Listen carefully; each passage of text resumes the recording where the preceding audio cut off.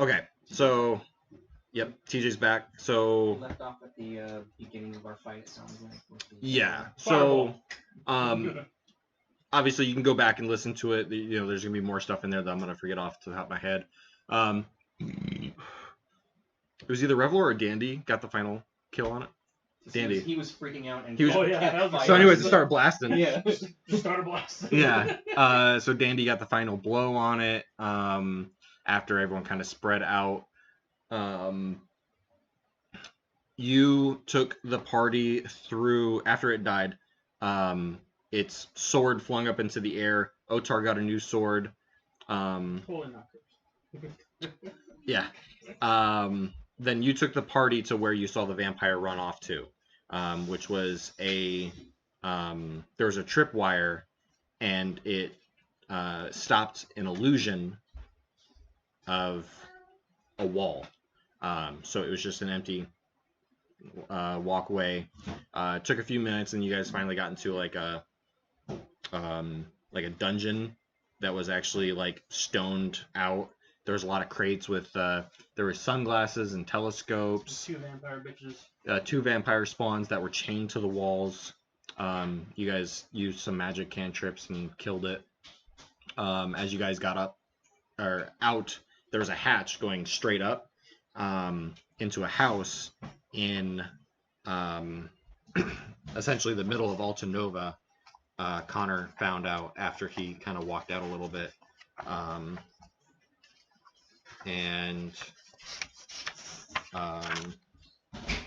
It is the Flat Top District in Altanova.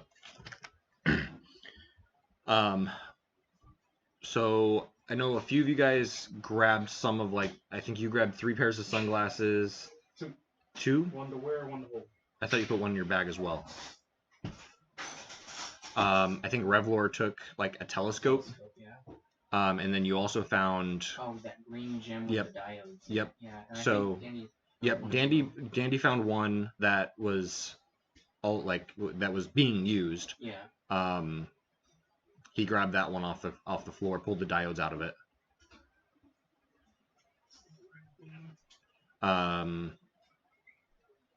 And then Dandy and Ohtar went to go collect their winnings and headed over to the Iron Tulip, which was a tavern, and talked with someone that I exhaustively named Quinoa, who is now named Quina, because that makes more sense than a food. Yeah, Kimosabi. That's king. So yeah, you guys talked with Quina discussing the bounty on Ohtar's head, after giving some brief directions to Connor, Revalor, and Kriorin to go to Temple Court, where you guys took one of the vampire spawn's corpses, wrapped it up in sheets and blankets, rented a wheelbarrow. Right, and I'm taking it to the church of someplace of my temple. Be like, yo. I think that's where you wanted to take it. Yeah. So after discussing with the bartender how severe or unsevere Ohtar's bounty is, it seemed to be rather mediocre. There was no actual casualties.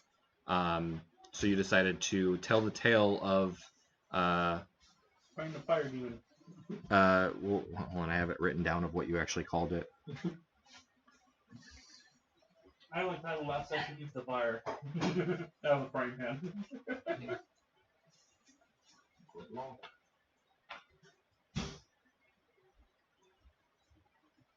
It was like the story of the false god or something like that. Oh yeah, I made it sound like it was great. The fake demon god is what you said word for word.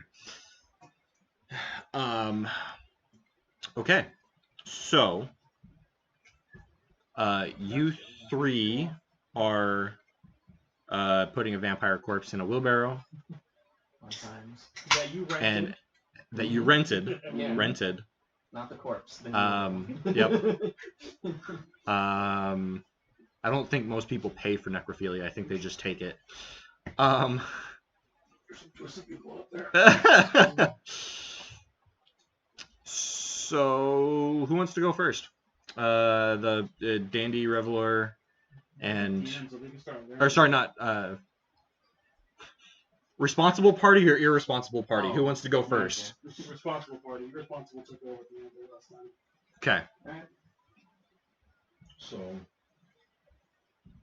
body wrapped up in a wheelbarrow. Mhm. Totally not sus. Yep. Going to the temple. The dwarven guy was Dirk something. Are you talking about the vampire? That's fucking dirt, yeah. Hawkendirk, that was Yeah. I put him as black and dirt. What the hell? You were tired. Also, just real quick, speaking of the sus body, I'm gonna like try to minor illusion it, so there's just kind of some stuff on top of it, so it just looks like a wheelbarrow full of some stuff. Not just a That helps. Yeah, that helps. A 5 foot long thing wrapped up. Yeah, because it's a 5 foot cube, so there's just some stuff on top of it that doesn't really exist. There you It go, just yeah. looks like liquids. Yeah. I was a little afraid of getting stuck that hard. That would be really bad. So you guys take a few minutes. With the wheelbarrow, it probably takes you a good 10-15 minutes. Asking some people directions on how to get to the temple court. Everyone kind of just gives you guys a quick glance. I mean, there's a very wide variety of like races and people. However, it's like you guys are walking down a subdivision with a wheelbarrow. They don't recognize you guys. Like, this is their homes. Right. So they're kind of looking at you guys a little weird, like you guys are on the wrong side of town. But give you guys direction. Takes you guys a few minutes to get to. Eventually, you guys arrive at like a cul-de-sac. And in the cul-de-sac are these large temples, 6 of them to be specific, and each temple all looks exactly the same, except for stained glass. Each temple has a different stained glass, and above their big massive doors, there's a different emblem. You guys see one on the far left is stained glass of a sun. The next one is just a golden coin. The next one is a head of a unicorn. You see the silver gauntlet with an eye in the center of it. The next one is a moon, and the one after that are balanced scales. And at this point, like, people are more leaving the temples as the sun is. At this point, the sun's down. It's still a little bit of light left over, but you can no longer see the sun. There's that few minutes. Was there one that you said that related to Helm? Picture? The silver gauntlet with an eye? Yeah. That one. I'll go there. Okay. And I will take a look at it because it's really pretty in big buildings. Mm-hmm. It's really neat. Yes, go to Temple Town. I forgot to add to the ambience. As you guys are heading there and going through the town, despite it being sunset and everyone's going home, the city is still super loud. You still have a lot of smells of delicious food hitting your nose, and at no point through your travel is it dying down at all. The city that never sleeps. You get the idea that it might be that type of city, yeah. You guys better not hit up the script. Don't do it. So, you recognize the silver gauntlet with the eye. It's like, this is probably the temple where I should go. And there's a small flight of stairs that between the 3 of you guys can muster getting the wheelbarrow up the stairs without items falling out. But as you get to the top of the stair and you guys try the door, and you tried the door is locked. Knock on it.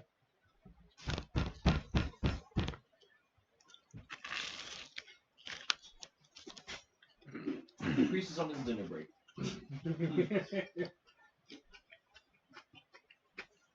It's 9 o'clock. The fuck do you want?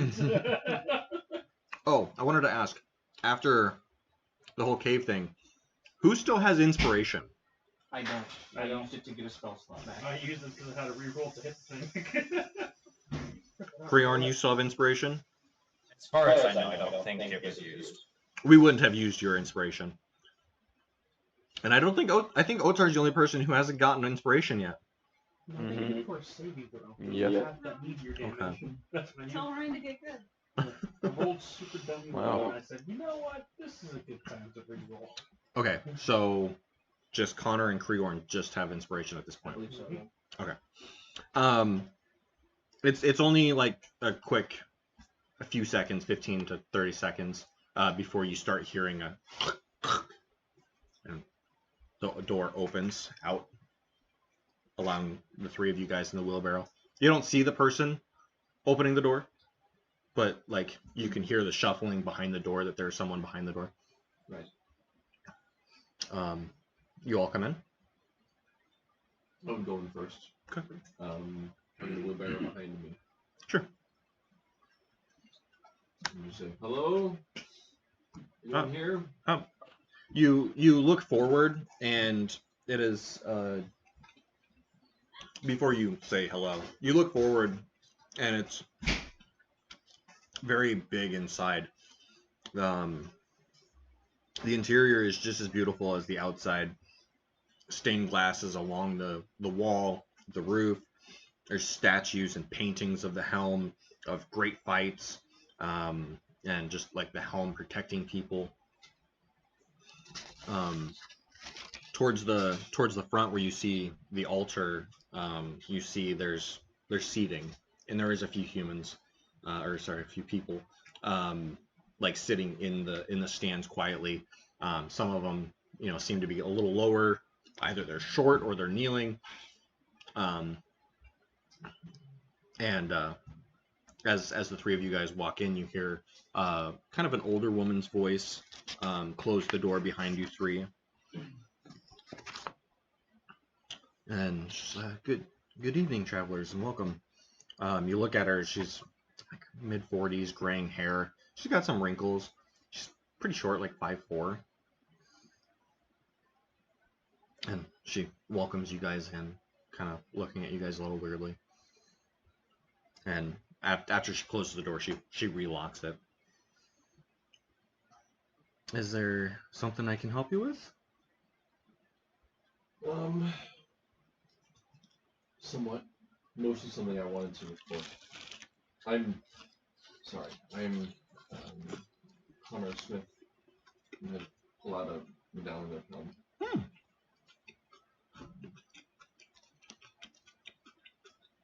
And been on some travels and encountered one. Do you know of a dwarf named Hawkinger? I can't say that I do.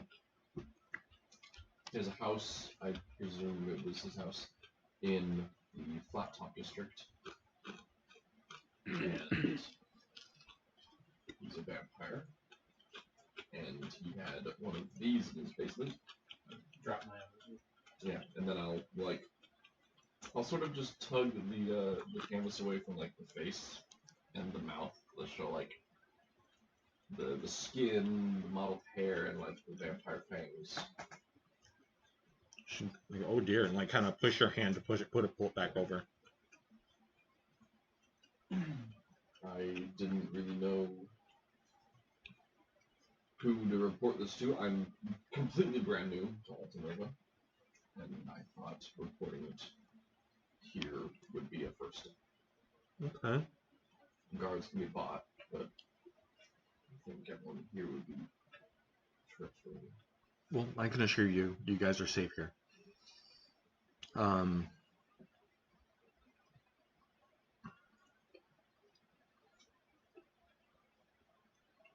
Do you guys immediately need anything? Food, water?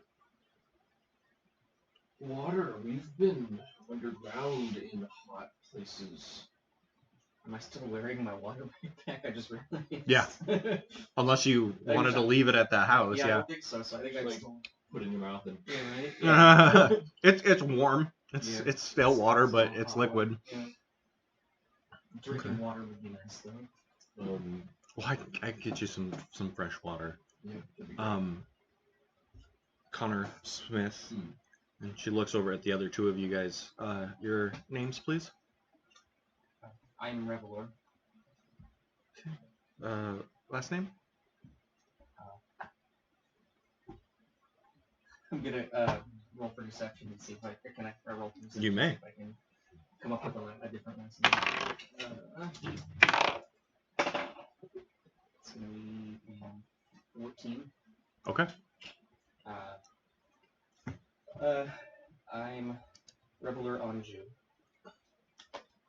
Okay. My name And- is Kriorin. Orion's. Okay. You're welcome to take a seat or just. I'll be right back. Obviously, I'm not fooling you when you were Right. You guys Yeah. know my last name. She leaves. She takes one of the side paths towards the front of the altar and heads into a door. Disappears for a few minutes.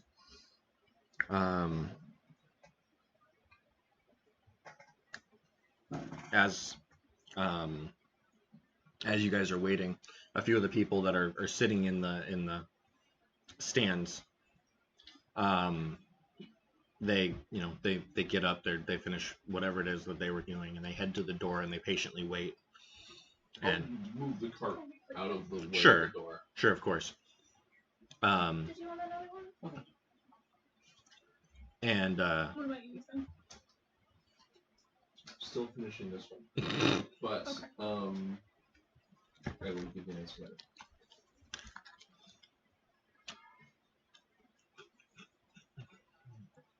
after a few minutes, you see her coming back up, and she has a man with her this time, and she also has just a small thing of water, like not a glass, but Like a small pitcher. yeah. And they come up to you guys, and the man that you see with her is short brown hair, maybe 20s, early 30s, average build and height.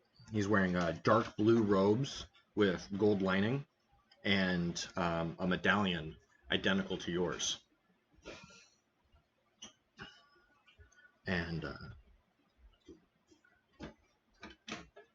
she walks up with him, hands you guys the pitcher to share. Didn't bring you any cups, but she hands it off to you and walks past you guys to start unlocking the door and lets some patrons out. The gentleman comes up to you guys and, good evening. My name is Cedric. Evening, Cedric. I understand you guys have, looking at the wheelbarrow, interesting problem. Yes, I'm Connor. This is Revalor. This is Kriorin. Yeah. So I was originally sent here. I wanted to come to Altanova. On the way, long story short, things happened, and we discovered, much of the wheelbarrow, that a Hawkendirk, a dwarven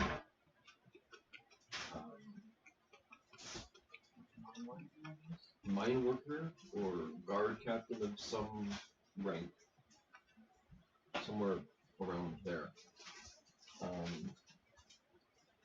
owns a house in Cloud Top. Not Cloud Top. That's Skyrim. Or Yeah, I'm. that's even Flat Critical Top. Role. Yeah. Flat Top District. In his basement was this and another one, but I brought this as proof. And then further past that is a giant lava pool with a gate to an infernal realm. So I came to make a report about some of those. Okay. I should have mentioned, but my mouth was full. As he introduces himself, he welcomes all of you guys. Connor, Kriorin, Revalor shakes your hand, reaches out to shake your guys' hands. And in response to what you said,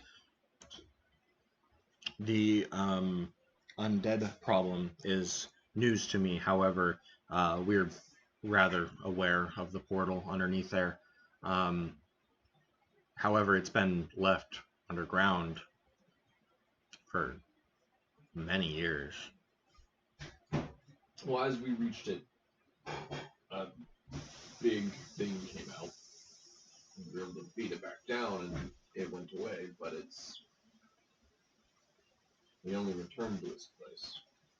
If I may be so bold,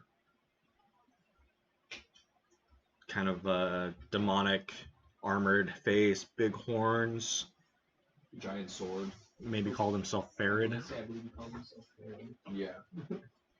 Yeah, he. It's like a punk devil who tried to play it up big. Yep, there's been reports of him doing that over the last century or two. He just keeps popping up in that basement. Pretty much. And Most of the time, he's not very successful in getting out of the room.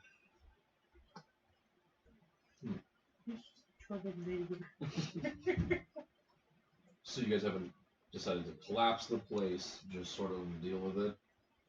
Just leave it alone? We've found. I mean, we collapsed most of the underground there. Many people have tried to build caves to get to the portal.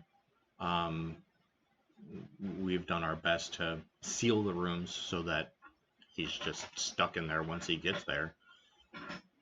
But if we put too much pressure on top of, well, the molten lake, it either pushes back up and creates more havoc on top of the land, or Right. just pushes through and makes the portal bigger.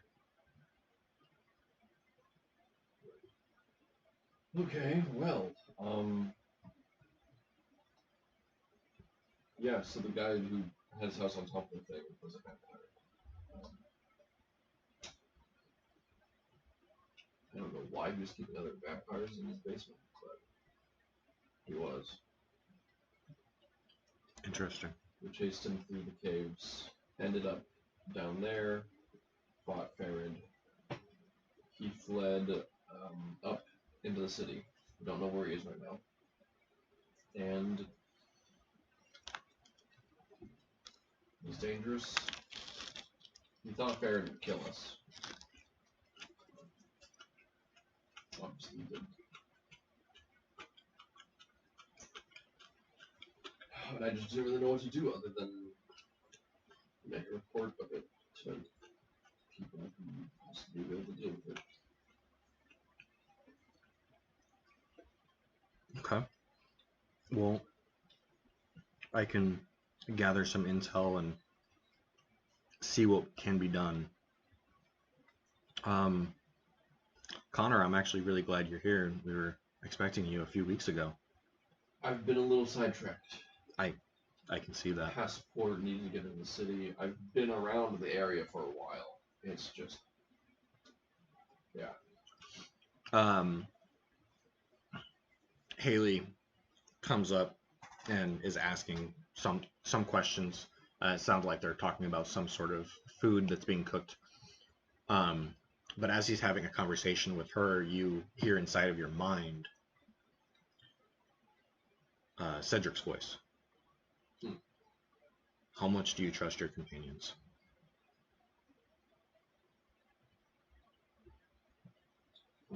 Thanks for a moment. With him is only Revalor and Kriorin. Mhm. By the way, you can reply to this. Yes. I know you were thinking.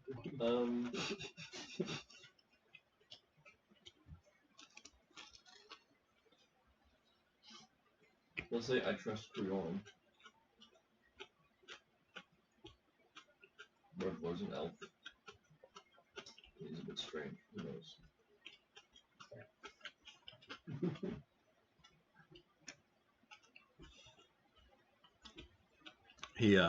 He's talking to her and he nods. Looks back to the three of you guys. Well, I can dispose of this corpse, if that's what you'd like. I mean, I can take it back, dump it in the basement. No problem. I have a more permanent solution. Alright. He kind of waves to all three of you guys here. Follow me. Try to bring the wheelbarrow. Mhm. Let's pick up the wheelbarrow. Make sure he's covered while we're going through a temple. Yeah. So, I trust Kriorin. Said don't really trust Revalor all that much. Right. And he was turning to say something. Strictly because you're not. That's fair racism in this one. There's a literal war between the races. I'm wondering why I didn't use my real name. This is why. Elf racism. It's funny, that's what the Nazis So he takes you guys. He takes you guys with the wheelbarrow to one of the side doors on each side of the altar, and it's a small flight of stairs. Left turn, another small flight of stairs, where it meets up in the center, and it's another left. So it does like a U-E. But they like meet in the center. And as you get down to the bottom of the stairs, you see it's it's a smaller hallway. At the very far end, you see a single torch inside of what looks to be like a cage. There's there's total 4 doors. 2 on the left, 2 on the right. The first door on your right hand side is unlocked, and you can hear a lot of like shuffling. You hear someone kind of singing to himself. And as you guys walk further in, you look in, it's a kitchen. There's a human male who's working on some food. The door on the left is closed. The door on the far right is also closed. And he continues further to the cage. He pulls out some keys, unlocks it, swings the door open. And if any of you guys care so much to have looked, he has you set the wheelbarrow inside of the center of the cage. But as you put the wheelbarrow on the cage, you notice that the cage swivels around a bit. And it's being suspended.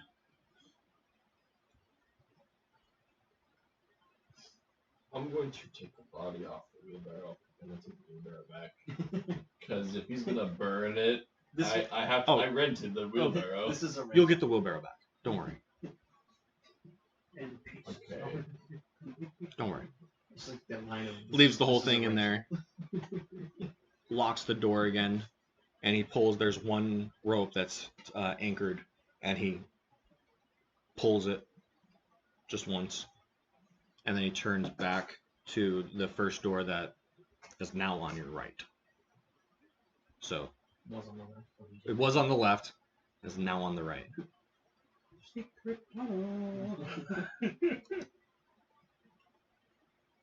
What was the name of the guy that we just followed to the cages? Cedric.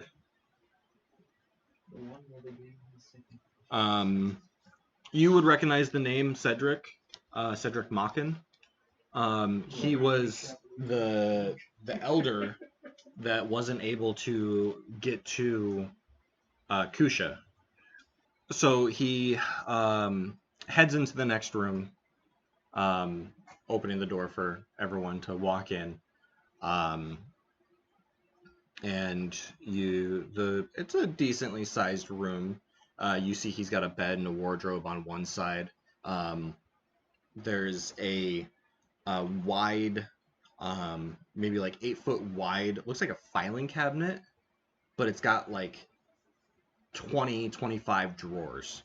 And the rest of the room is lined with bookshelves. And there's a couple of small artifacts and like a painting or two of scenic pictures. There's no windows, and the only door in and out is the one you just walked into.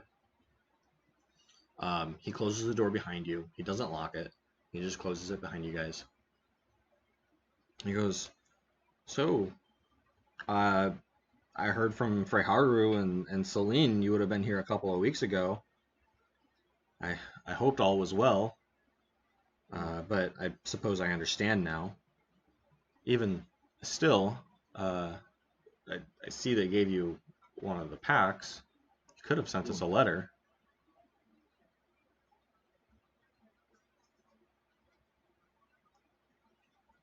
Would you be able to just grant me entry? Yeah, I sent you a letter. Say that again? Would you have been able to just grant me entry if I sent you a letter or into the city? I'm sure something like that probably could have been arranged. To be honest, may have forgotten to. He goes, as he's talking, he's walking around to his desk. He grabs a small parchment and writes something down. I may have forgotten to tell the other temples about the passports. Yeah, I wasn't told about that at all. And when I got here, I I apologize. had to do some jobs to get one. That's the reason for the delay. I apologize. It's fine. I'm in the city now, but I actually didn't even get to use it because of the underground tunnels. Interesting. It's a dangerous path through the lava caves, but there technically is a way. So now there's a way through the portal room? Yeah, there's like a carved staircase and everything. I mean, it's dangerous and full of like lava fire elementals, and it's so hot that average person probably wouldn't be able to make it through alive. But yes, Yeah, I was a path. dying. I think you're still exhausted, aren't you? Yeah, he is. He has one level of exhaustion. Yeah. And a waterfall slide. That's right. Make a persuasion check. Okay. 21.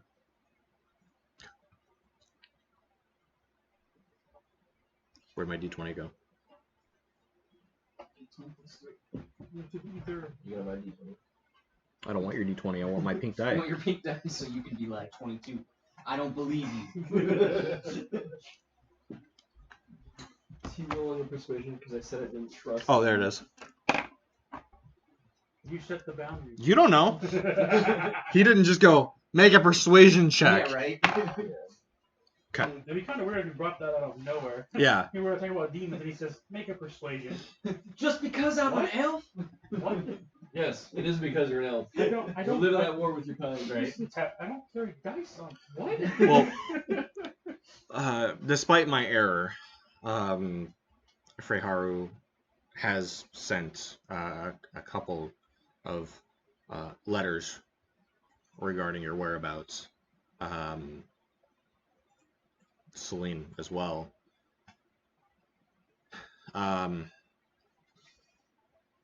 Did they tell you how the backpack works? Oh. Right, there is a pocket that goes into like a general storage area, and I could possibly send stuff to you through that.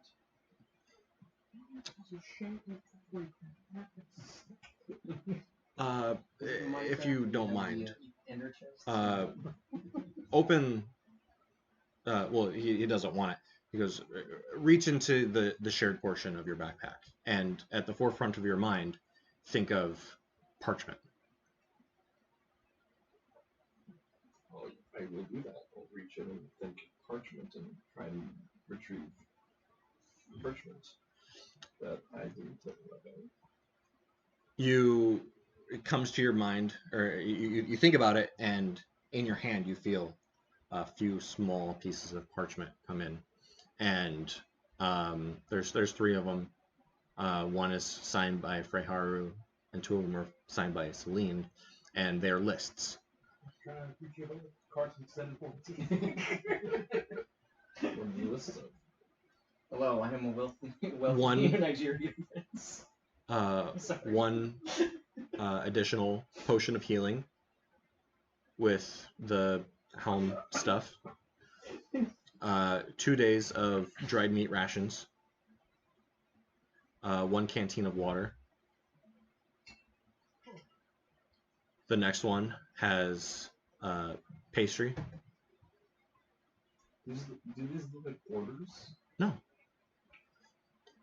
So as you're looking at the parchment, put your hand back in and you think of these things, I don't know about them. and you're all able to draw them out. He goes, when they can, or when they have extras, they send these things to you guys. When you think of the pastries, you pull it out and they are moldy. They are gross. Oh. Yeah, no, I didn't really think about this being a. I'm just gonna put it back in. That's probably for the best.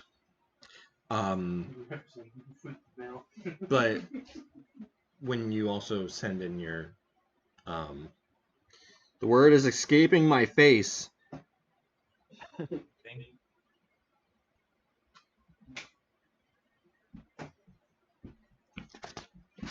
Don't hurt yourself. You're gonna get a bunch of spam mail.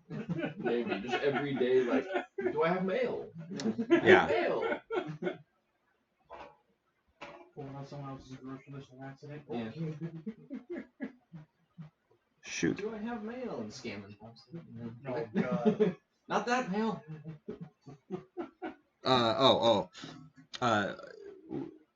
If or when you send contribution, sometimes they can send better things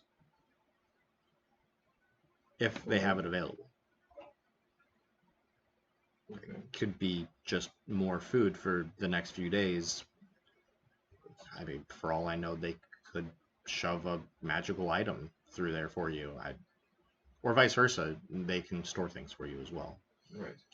And as you guys are talking about just having a normal conversation, you hear like a random ding. There's a small bell ringing, and you look over, and it's that large filing cabinet thing. And he goes, "Oh, actually, perfect. I can actually show it to you." And he walks over to the filing cabinet. He opens one drawer, pulls out a parchment, reads it, sticks his hand back in, pulls out another letter, and then 2 potions. And then he opens another cabinet, puts them right back into a different one. Amazon free 1-day shipping. God damn. Like 3 minute shipping. Yeah. Like, I'm going to take out. You have to be a prime membership though. The list is mostly Get a foods, tie, yeah. you know, stuff that you would already have like in your like Right. stuff for like flint and food and stuff like that. I'm just going to take out a torch and put it in the pocket and see if a bell rings.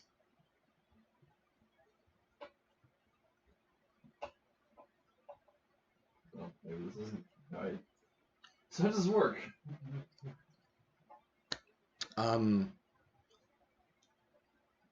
The people that I've issued backpacks to send them to me. Gotcha. So any of your contributions are going to be sent to Glish. Okay. I can attune your pack to be brought here, And if anything needs to be sent to Glish, I just forward it on to them, as well as any of the other temples, just whoever can help who the most.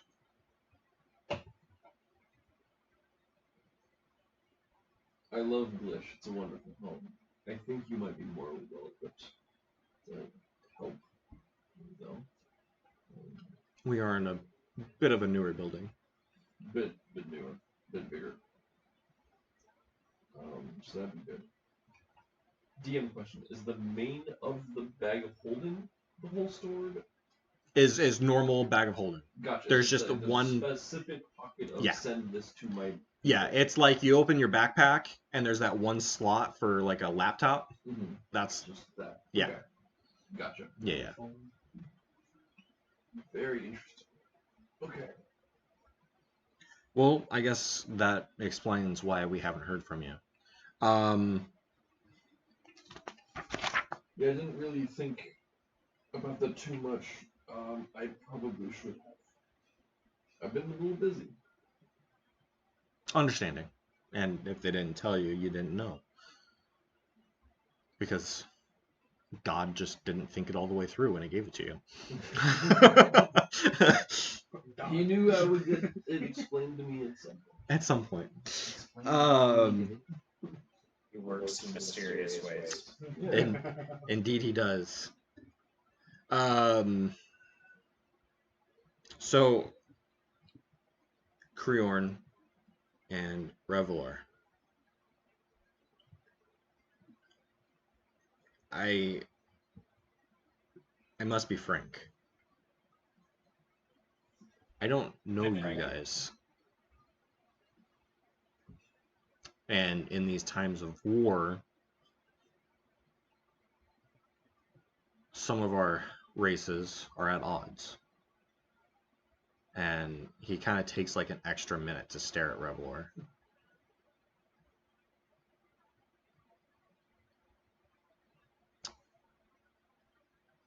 Well, if it helps at all. Although, yes, I may be an elf, I am also human. That you are. And I personally have no quarrel with your race. I have no quarrel with any races or any people. The only thing that I ask is that you are honest.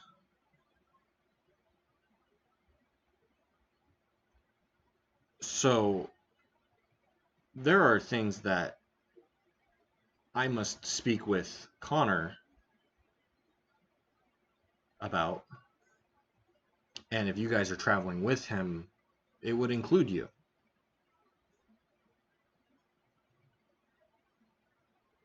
But I need to know that I can trust you. Ask away.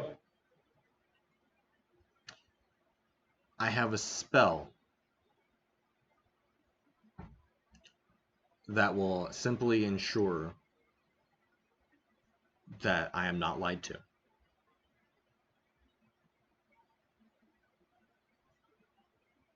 It is contestable,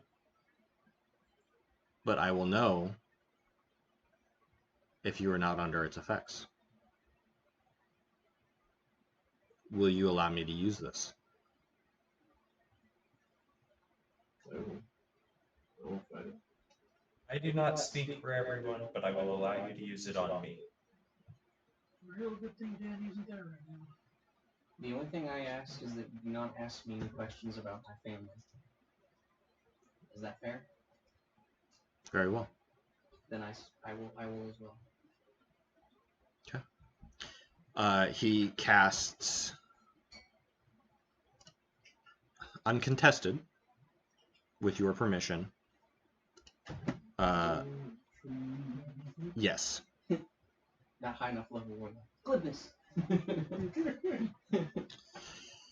Again. Yeah.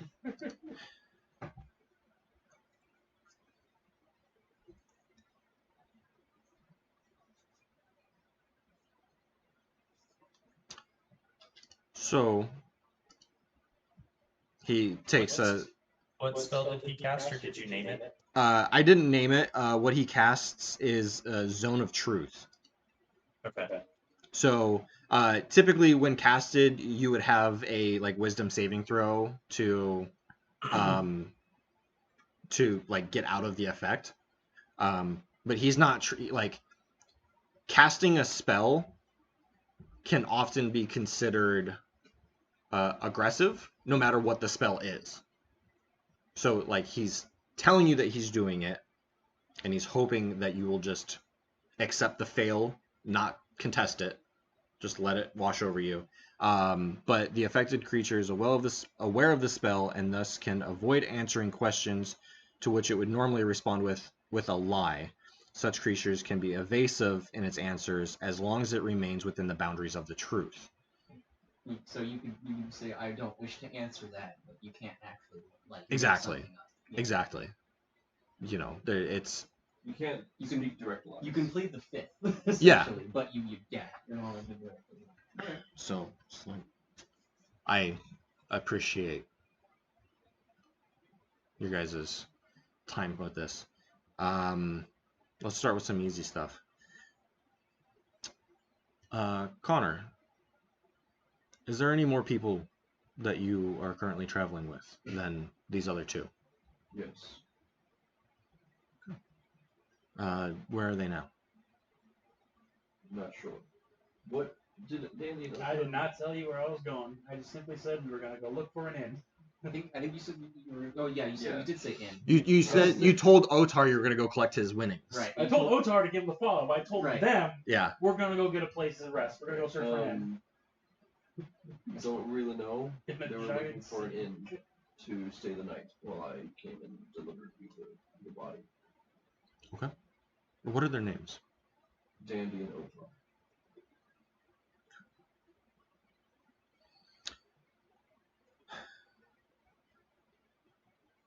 To all three of you, what is your opinion on Epheron, the state of the elves? I need to go back to my Discord page so I can see TJ.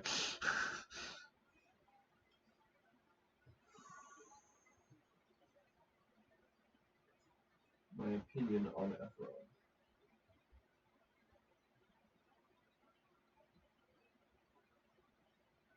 One word, cold.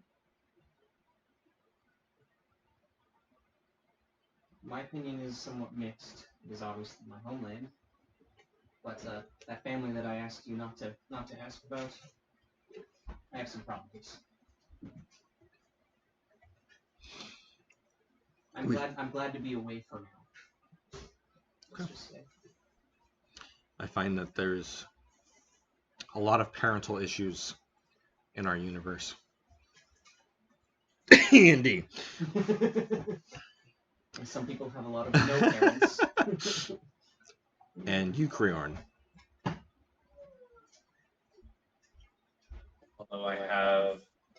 Although my father is from Epheron, and I remember the days of before the war, when free trade and the mages of Epheron would teach the rest of Mittalon.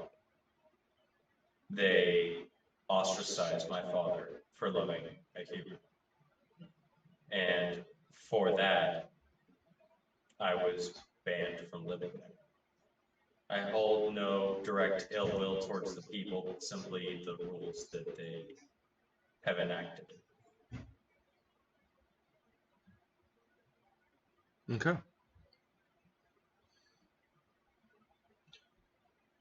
Do you have any opinions on Duvencrane? It's a place. It's a city, yeah. Was it the See if I can capital move it to city the of left Epheron? side of the... What's that? Duvencrane was the capital of Epheron, right? No, that's Adraxia. Here's Duvencrane. That's what I was expecting.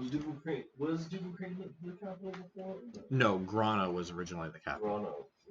Right, it's on the left, on the coast there. Okay. Yeah. Moved to Adraxia, okay. Which one was Duvencrane? My brain's having a hard time. Duvencrane hasn't actually come up a lot. So It's just one of the major Ephron cities. it's City of Elves.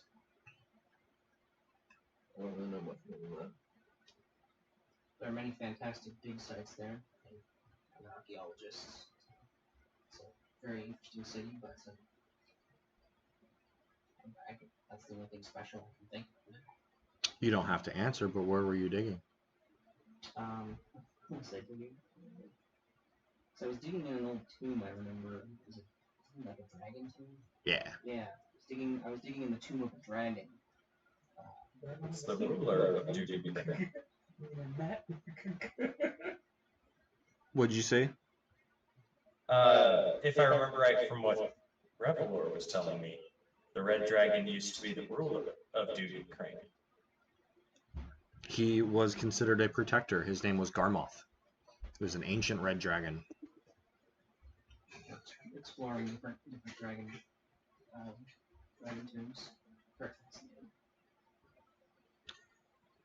How about Odroxia, the current capital of Ephron?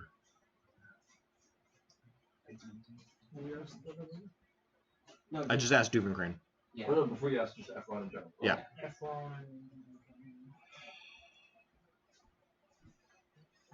I have not visited Ephron. I have spent my entire life here within Ior.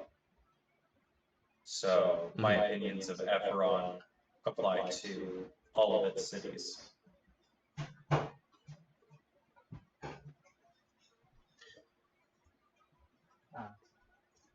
My opinion, Adraxia used to be, it's where I hail from originally. Thanks. It used to be a wonderful city, but was attacked by dragons and enormous constructs many years ago. It's not nearly as nice to look at anymore, that's for sure. It holds a lot of painful memories for me.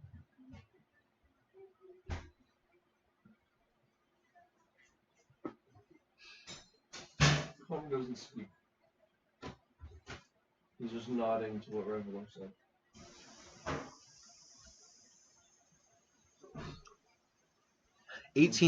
Staring off a little bit. He doesn't seem bothered that you didn't answer. Kind of get the idea of, like, he knows who you are.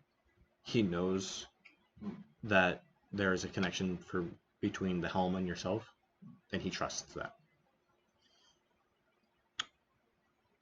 18 years ago, 2 years after this war started, Iorn invaded and conquered the first elvish capital, Grana.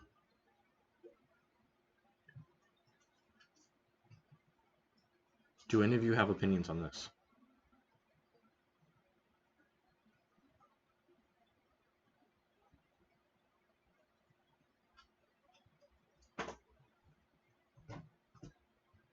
I think it was rash of the humans.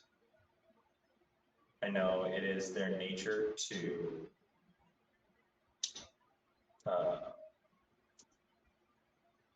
strike first,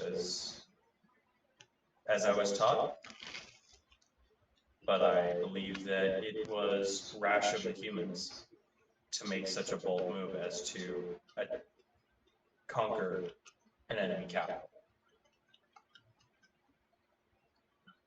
And from a military standpoint, it spread our forces.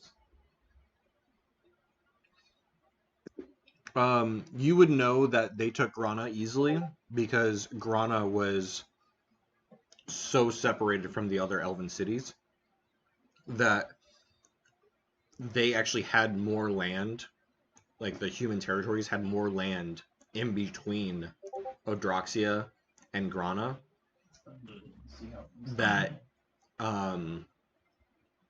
it was a lot easier for them to take over that land, and the elves were cut off from their resources traveling from other cities. And that's why it happened so quickly. From a historical perspective, it seemed a bad idea to put the capital in Grana to begin with. as cut off as it was. I mostly find myself puzzled as to why the humans would attack. But, there's not really anything for me in Grata. There's not much for me in Ephraim, you know. Growing up, what do I know about the war starting? You know that all the major cities were attacked by different giant titans of creatures. Okay. The human territories were attacked by dragons and treants and other fae-like entities. Okay. The cities of Ephron were attacked by constructs similar to Khatum and dragons. And Dragonborn and Tiefling areas were attacked by constructs and fae-like creatures. So everyone blamed everyone, separating the continent. Except for the gnomes. Just want to make money.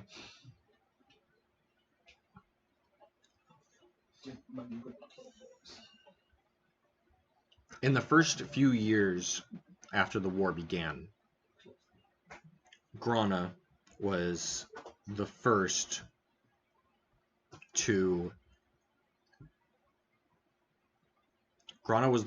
be invaded because of how they were treating the other races. Or so we're told. I wasn't there. What we are told is that the elves were slaughtering humans, dragonborns, tieflings, anyone that wasn't of elvish descent. And those that weren't slaughtered outright were enslaved.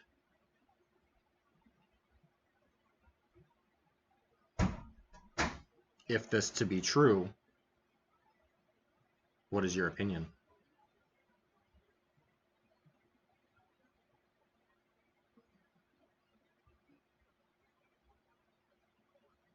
You get that he's not. Sorry. The elves that gave the first orders to begin the genocides should be held accountable. They should.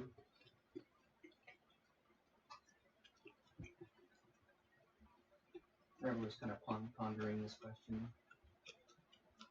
And if it helps, you get that he's not trying to question Right. the reality of what happened, because Right, he wasn't there. It's a hypothetical, which is why, like I said, Trevor was kind of considering it, because it is, in fact, he does recognize it as a hypothetical. Well, you know, hypothetically, if that were to happen, I would hope that there would be some kind of good cause behind it, but I can't think of one.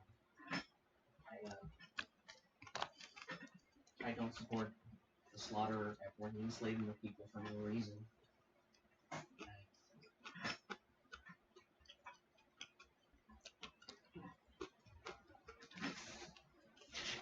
It seems to be a slaughter with no purpose.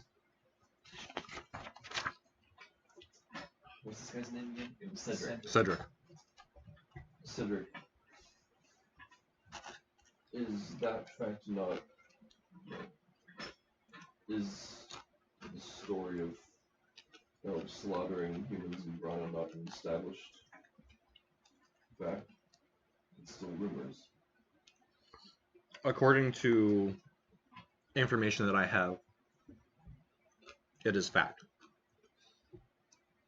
Many would argue. It is fact. I'm sorry? It is my opinion that it is fact as well. It did happen. You get that he wasn't asking a hypothetical. Right. It was that he wasn't there. He has information that said it was true, Sure. but it hasn't been brought to severe public. Right. Sure. Yeah, he's checking your guys' moral standpoint. These are things that are going around, military minds, things that are high up the food chain on a political standpoint that the average civilian wouldn't know. And whether it be true or not isn't what he's trying to find out. Right. It's just everything. As someone who was in the military before the war, was I hearing stories of the elves committing genocide at the beginning? Okay. They asked you to come along, but you had retired beforehand. Yep. I knew that I had chosen to retire before the war, but I mean, obviously, people are still going to talk. So I was just the information that he's asking us. Is it, history is written by the winners, and is it basically what I was basically asking is, are the humans giving themselves propaganda, or is this literally what I was hearing was happening? It is what you were hearing that happened. Okay. Well, if such a thing were true, such a direct action like that would offend me. It's often not the best way to directly attack, slaughter, maim, and enslave your enemies. It's a far greater victory to make them see through your eyes than to close theirs forever. Strong words.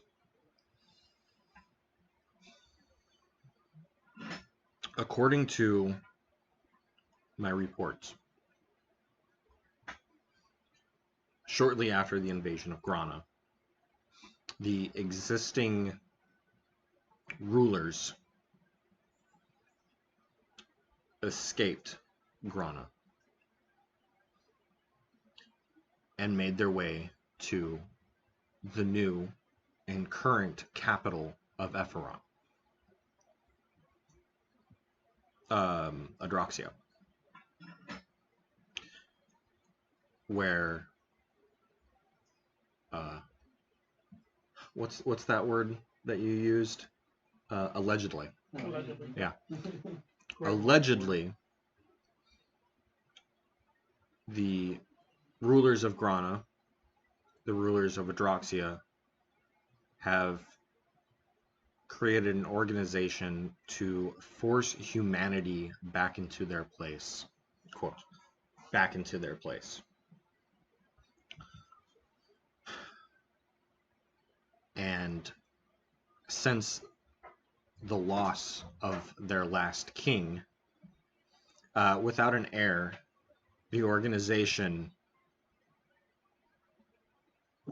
has turned Odroxia into what Grana was. Those that aren't killed on sight are taken as slaves. If this to be true, what is your opinion? As a DM, before you say what you're going to say, remember that Sue's family is fleeing from Odroxia. So you guys have a second-hand or a first-hand experience of someone that this is affecting. It certainly puts a damper on our plans to head in that direction too, if that's true.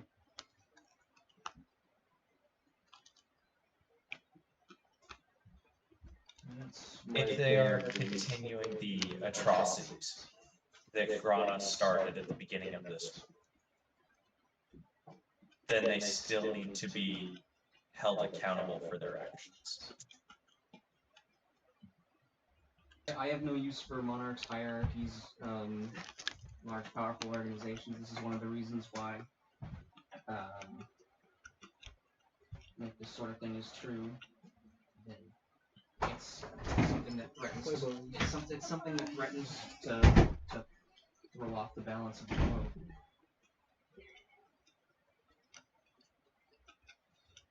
And only one 10-year-old can stop it. Everything changed. When the elves attacked. Connor, do you have anything to add? It's my opinion that they need to be freed. Those two look after me. I'm not a military guy. They need to be freed. That's my opinion. I think you each for your honesty and for your responses. Before I end the spell, do you have any questions for me?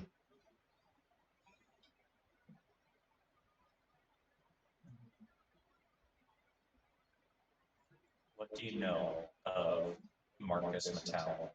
I was actually about to ask the same question. Yeah, I was like, this seems to be like a connected person. Marcus Mittalon was the first king of our continent. Was known as the Great Uniter. He had a council of trusted allies and friends. Built the first city of Calpheon.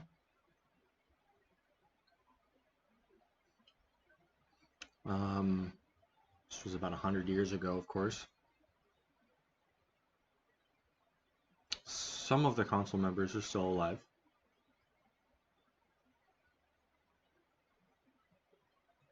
Mittalon himself mysteriously died along with his son,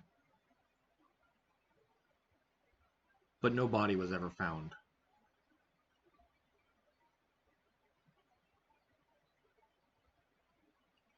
The Mittalon was left in the council's hands.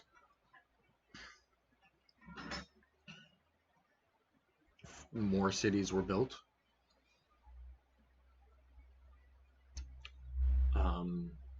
But as each city was built, they allowed each city to govern themselves. It was more of a keep in line or we'll shut you down.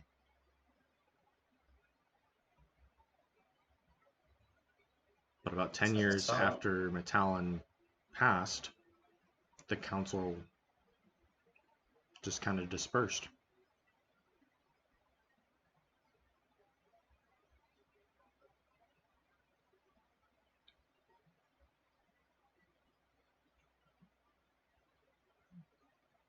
Anything more? Marcus Mittalon had a son.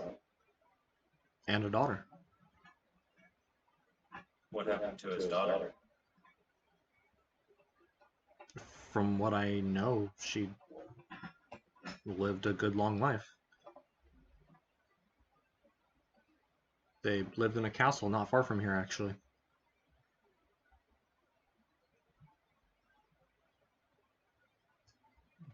You spoke with the council, some of them possibly still being alive.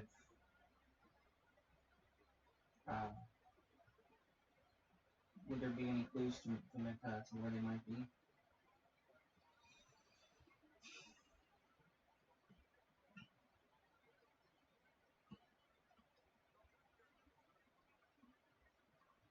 I know the kin of Glavendor resides in Calpheon.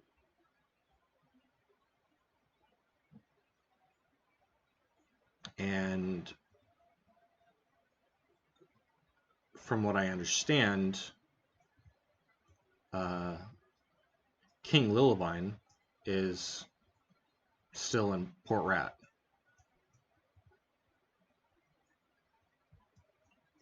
Say Fort Rat. Port, P-O-R-T. King Lilbine? Lilbine. Lilbine. Littlebine? Or L-I-L-B-I-N-E. Okay, Lilbine. Say he's a king. He is now. His son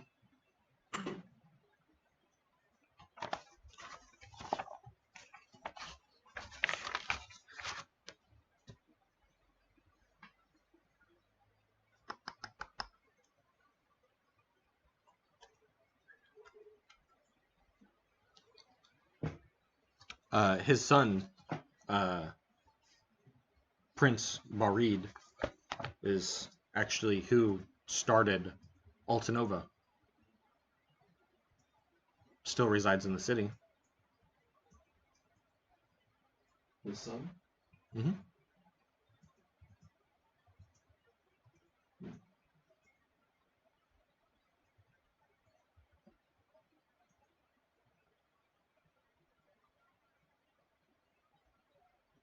Oh, you're not there.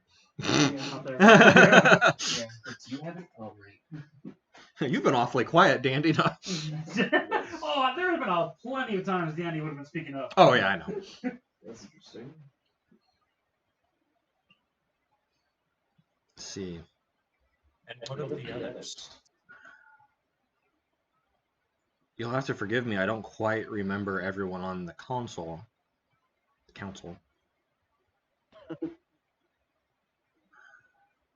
There was Mittalon, of course, Lilbine, Glavendor.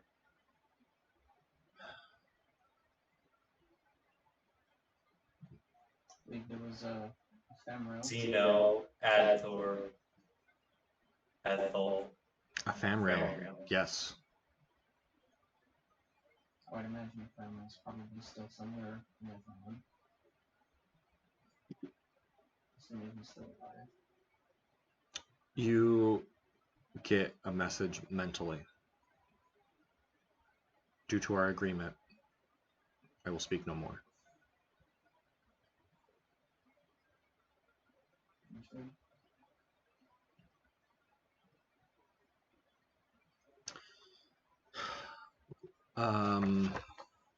What were the other names that you just said, Kriorin? Zeno. I have Zeno Tresarno, Adthor O'Maiden, Ethel Addington.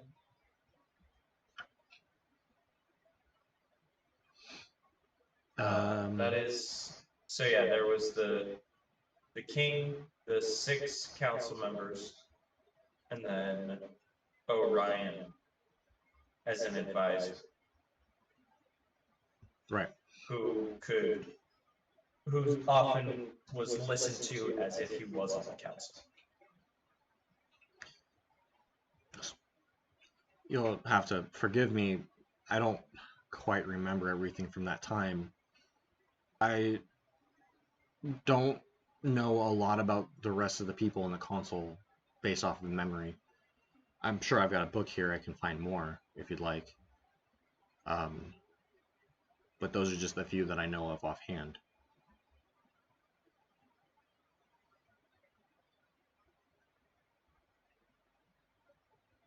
Recognizing that the council was of many races, they weren't just human.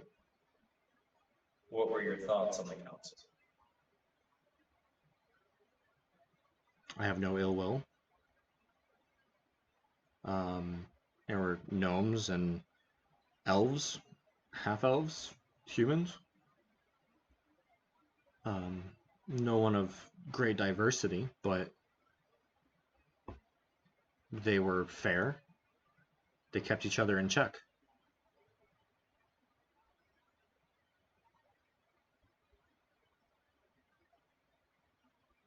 Just as you asked us, I will ask you. What are your thoughts on Ephron?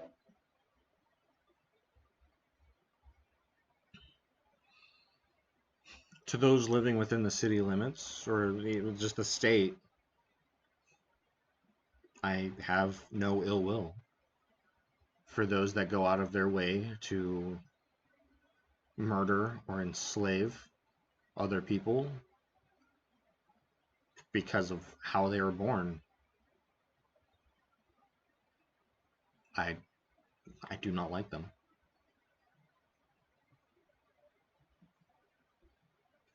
I'm not in a position to go to war against people I do not like, but this is my opinion.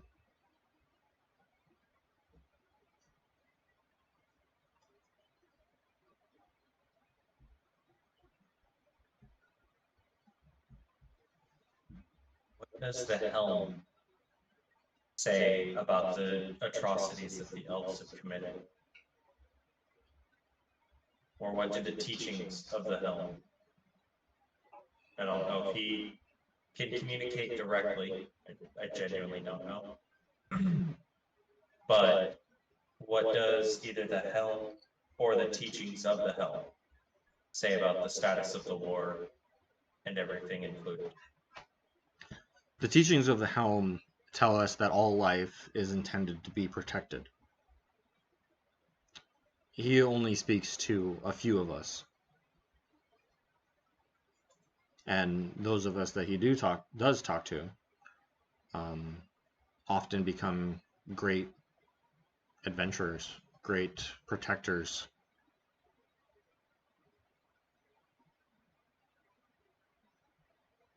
But he seems to only talk to humans. And does not give us a lot of insider knowledge.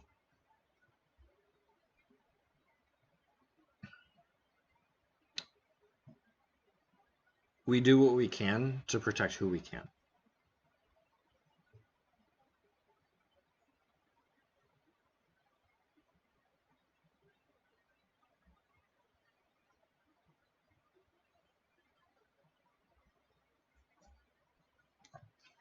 All the questions I have.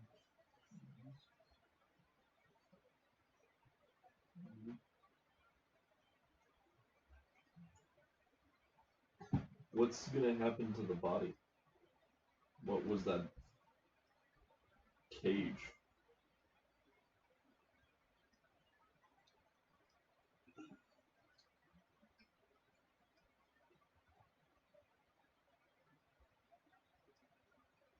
To be honest, I don't know what to call it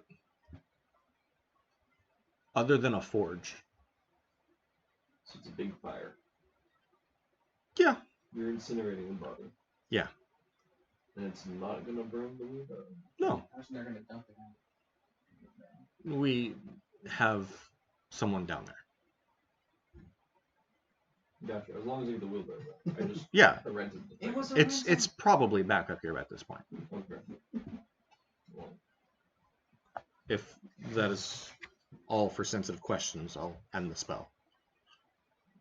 Fair enough. He does a little huzzah with his hands. What about a bagel? Nothing. I'm trying to figure out how to spell barrel, and her mind wouldn't accept that the way I spelled it was correct. Oh, okay. He ends the spell, and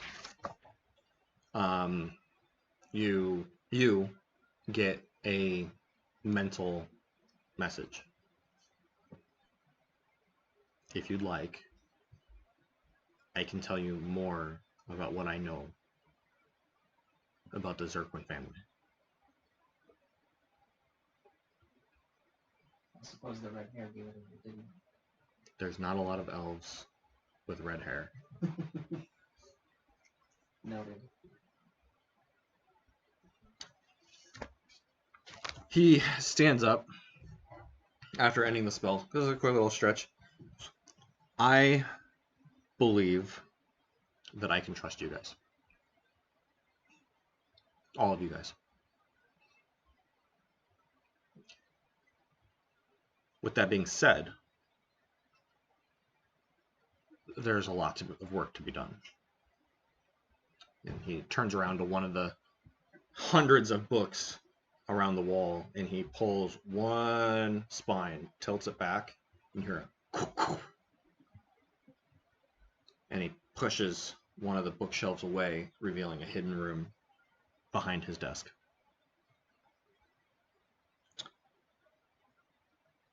Dandy and Ohtar. Done. I'm not lying to any of you. I mean, he slayed this freaking demon wannabe god, and then took his sword as a consolation prize. Isn't that right, Ohtar?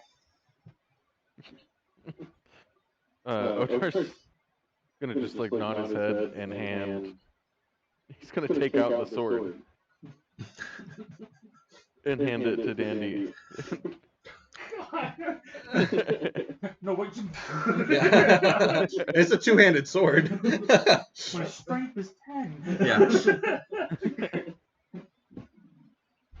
So back at the Iron Tulip, you were telling everyone the story, showing off with Ohtar. It didn't take long for people to start recognizing Ohtar. At this point, you guys. So the time that they arrived at the temple, you two arrived at the bar. You had your discussion with Quina, and told your story in the same 30 minutes they had this conversation. Yep. At this point, the table that... Are you sitting at the table or are you sitting at the bar, Ohtar? Or at a table? I was just with Dandy, so we're. I think You we set kind up of took over bar, like didn't we? a small half stage. Yeah, pretty much. Just, after I talked to the barkeep at the bar, Mhm. once I realized it's not as bad as I would have imagined, I basically just, we gathered a crowd. Most likely it'd be like a semicircle of most people seeing at the bar, and I'm just speaking, well, not in the way of the bartender. So Sure. Like Yeah, it's the opposite side of the bar. Yeah. Okay. So by this time, as your story's ended, people have put an accumulative 10 gold in your little tip bag.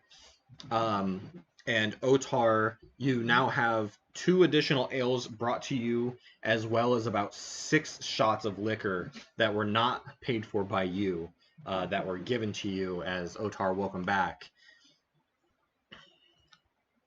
I will drink them all. Okay. Go ahead and make a Constitution check for me.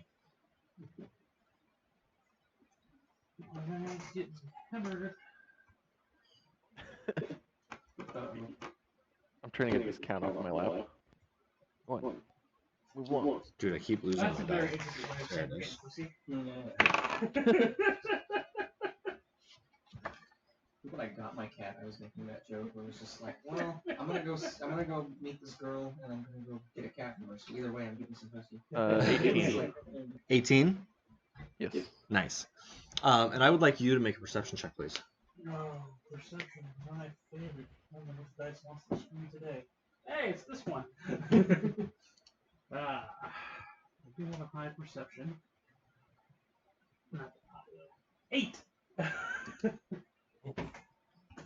Okay. I need that dice back. I keep using this dice as like a bookmark. It is a terrible bookmark.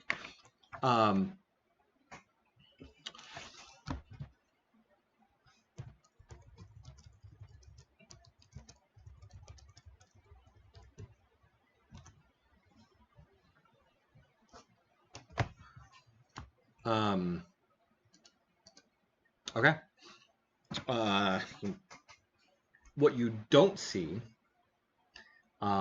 is a single guard walk into the bar and head straight to the bar. Yep.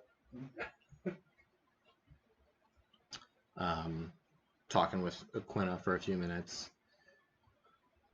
and comes over with 2 ales, hands one to you, hands another Ohtar. Ohtar! Pats you on the back. Great to see you again. You now have 3 ales, Ohtar. I had my the first ale because I actually haven't been drinking at the time of the story. Grab the first ale. Do I catch that this is a guard handing me an ale? Is he in guard uniform? Or Yeah, he's wearing like guard uniform. He's not. He took his helmet off when he walked in. Okay. He's giving the appearance that he is like off shift. Okay.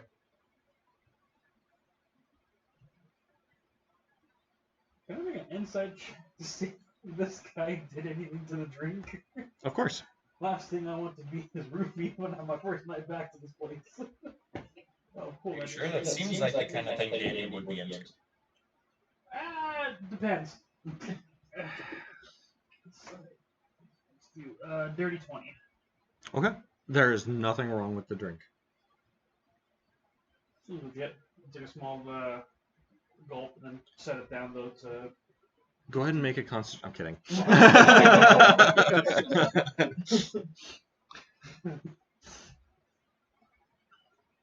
So I won't drink too much because I'm going to try and see if I can perform to get the place more lively because I can tell not only from inside Is like there windows to the outside area? Do I tell this place is not dying down? Yeah, everyone. It seems to be picking up for the dinner rush. Sydney night. I miss this place. Yeah, I'm just gonna go on like see if there's any other bards or instrument users in the area. Okay. And if they want to, it's like you want to have a performance of a lifetime. I can do my best. You read music, right? No. Fuck. Follow along, try to have fun. I can do that. Get into it. Gonna go see if we can have some fun, play some music, go nuts. Make a performance check. So yeah, so Back to the Future. Give me a C and stick with me. Yeah, pretty much. Performance, that'll be a 15. Okay. What are you playing? Do you have anything in mind? Yeah, I do. What do you got? I kind of want to sing it, but at the same time, I don't know the words because I only found it like last night. Oh. So I'm just gonna play it the way I found it. To the windows, to the walls. To the balls, sweating knots from a hammered. I'll sing that song. Sweat right down my ball. Your head bobbing, buddy.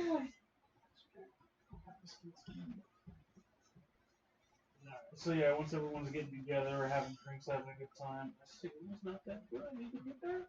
I thought that was signal was where I was supposed to be training. Yeah. Help yourself to one of the monsters in the fridge.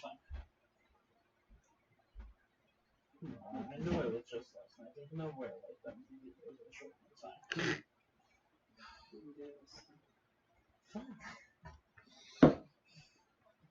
Oh, there it is. Found it. So once I get everyone together, everyone in a circle, having a good time.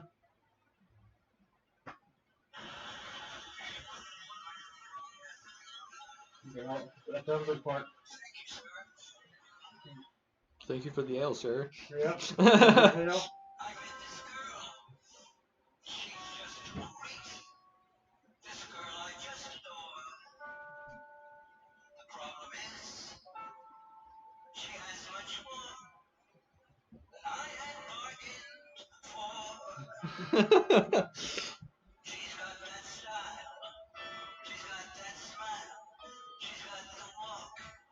I'm just imagining the people in the background playing along to it.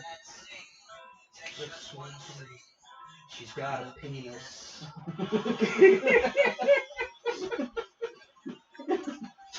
And unfortunately, to make the whole thing worse, the companion you chose to play with you rolled a 3.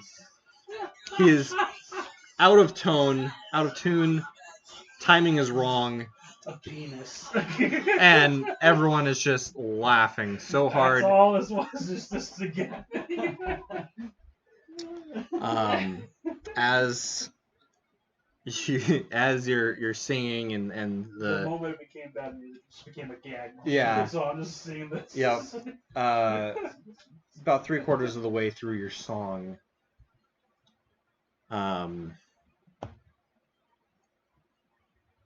7 guards come walking into the door, one after one after one. Are they taking off their helmets? They are not taking off their helmets. And they are walking straight over to the other guard that's sitting near Ohtar. Right next to you. Okay. She has a penis. Yep. Yep.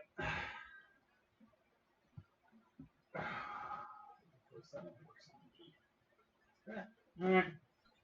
I'm just gonna continue with gag jokes, keep the people laughing while I'm keeping an eye on this, unless they direct their conversation towards me or Ohtar. So as they come walking through the bar and kind of shuffling through all the people, 2 of the guards, plus the one sitting right next to Ohtar, come over to Ohtar. The other 4 come up to you. Gentlemen, we'd like you to come with us, please. You have a penis. As the final closing. This is showing. Hey guys, good night. I'm just gonna hold my hat out and see if anyone puts any more coins as I'm figuring we're gonna have to go with these guys. You got another 5 silver. Done.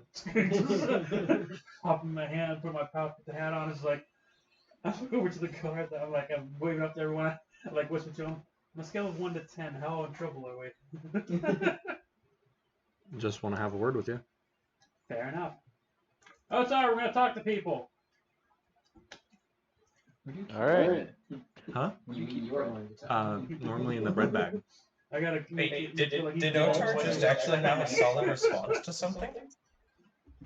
What was that? Hold on, I gotta find bread. This bread right here. Yeah. I was like looking through cupboards. Have you checked your wallet? Ohtar just had a coherent response to something. Oh. Well, he's drunk, so he gets smarter. It comes back around, exactly. I'm like Bender.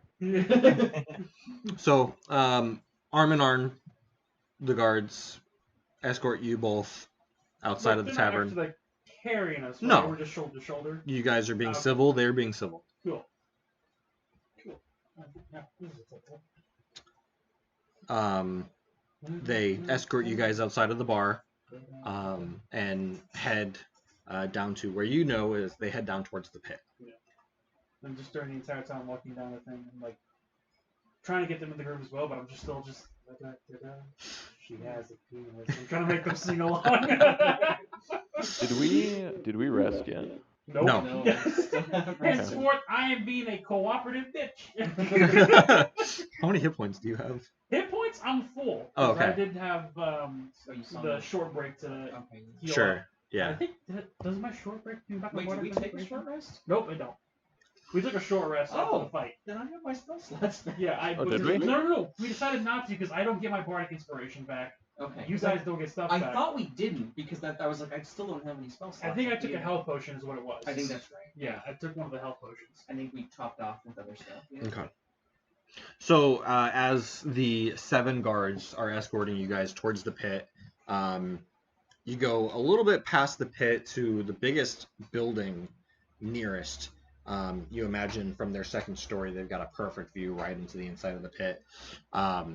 And as you enter this home, you probably think to yourself, oh man, if I ever settle down, this is what it would look like. This would be a nice gig.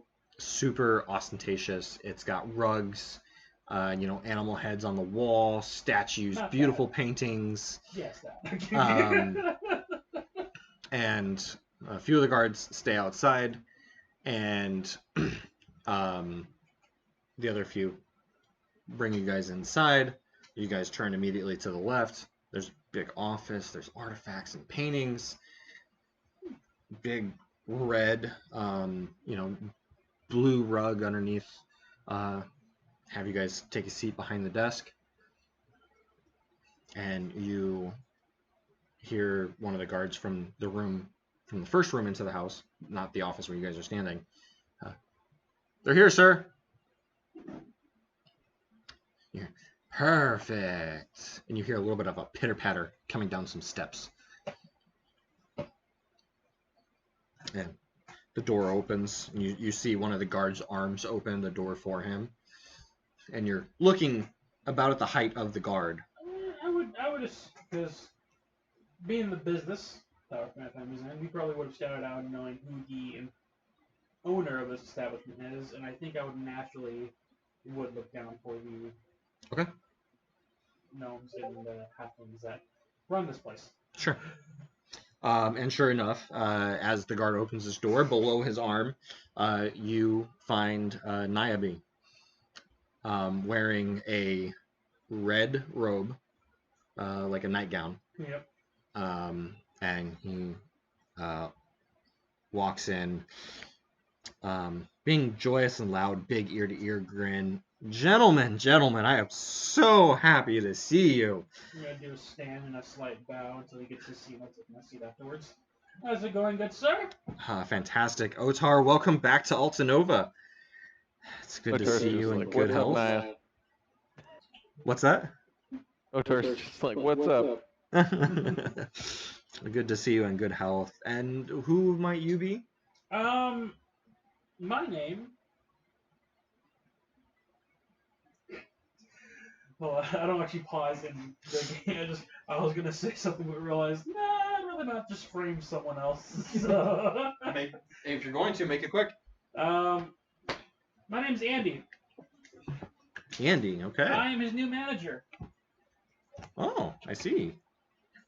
My man's here wanted to make money and wanted to make it fast. I was in the business of knowing how to multiply that money, so we decided to do a small tour around the area. We head up to Tariff, hit a little further south toward the Soldiers area, put their place in check for a little sparring match. That was great. They called it training. I called it easy winnings. And so yeah, I'm here to make him money and make him famous. I see. And I don't suppose that you started with my money.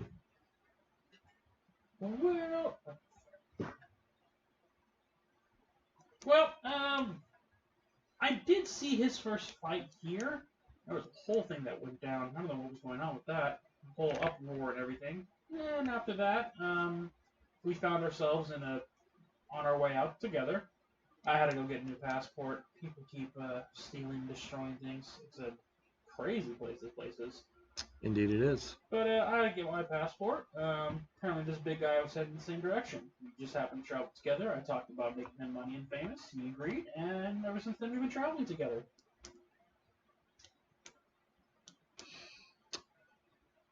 You and I have a lot in common. Oh, I really do hope so. Well, if you don't already know, I am Niobe. I am the ringleader and owner of the world's greatest entertainment arena, The Pit.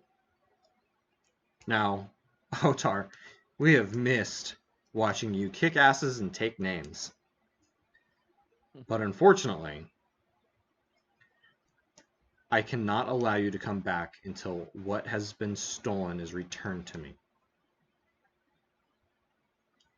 May I ask what has been stolen? And I'll lean in and I'll go and it's almost like the lawyer type show. I'll lean in and actually be like, "What are you accusing my client of?" Yeah, and Ohtar's confused, like, what does that have to do with me? Yeah. The day that you left, Ohtar, somebody took a chest right from the bidding booth. Now, I obviously live quite the ostentatious life, and I understand that the money is long gone. However, what I need is still out there somewhere. Inside the chest was a gold-encrusted, gem-inlaid, and customly engraved dagger. I will have it back, and we may all go about our business. So please, tell me, Ohtar, Andy, where is it? I've never heard of a gem-encrusted dagger. A stolen chest. Feel bad for your establishment. Do you have any evidence, or not evidence? Do you have any witnesses on who might have taken it? No, unfortunately, we were all watching Ohtar stab. Oh, that's how bad it was. And I look over to Ohtar. I should have written that guy's name. I have it in my notebook somewhere. Watching him stab the other contestant.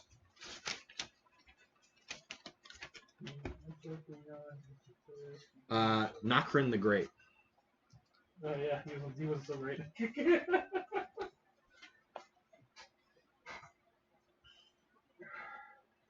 Well, considering how you emphasize the word stab, I take it was supposed to be a simple fist fight. As most of these are, yes. Okay. And how did Ohtar get the sword in this arena in the first place? The same way Nokrin ended up with a pair of brass knuckles. Oh, so they just went off the wall, just broke all the rules and went ham. Someone or some people were dropping weapons into the pit. And Let's see the fight. I'm gonna now go into a fake, not really a fake, a detective mode. I'm essentially gonna try and simulate that I am now trying to solve this case for him as well. Okay. Stand up, it's like, okay.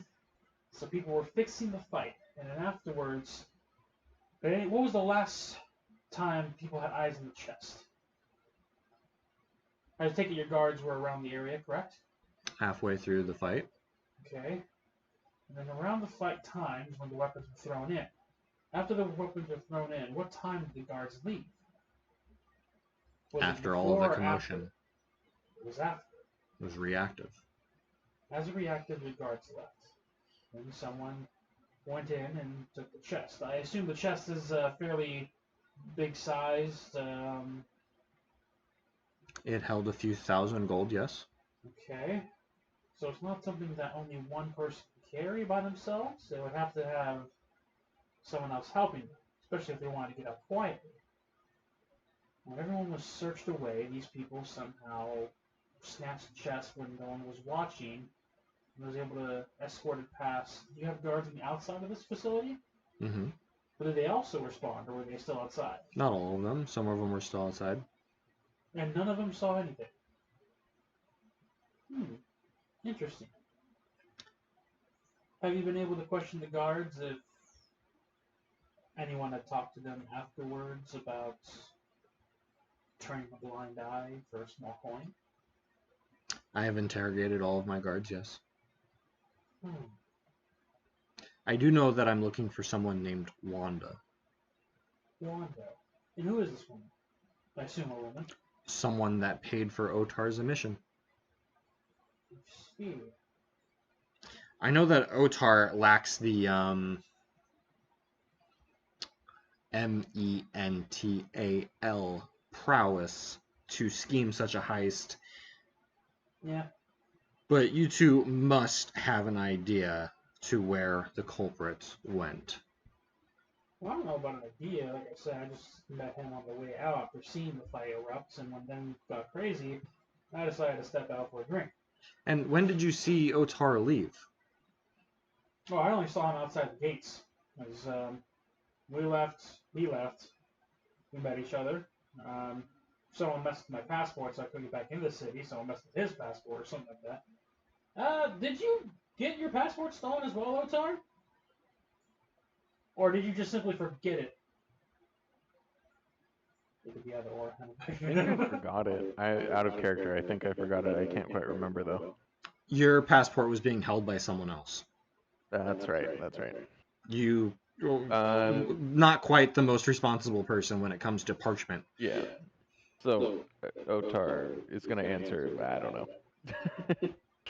Misplaced. It's gonna be like, I think it's So we lost. couldn't immediately come back into the city. Otherwise, we probably would have cleared this up a lot sooner. Well, then again, I probably wouldn't be able to go on the journey and become his manager. But long story short, we were actually not in this area for a while now.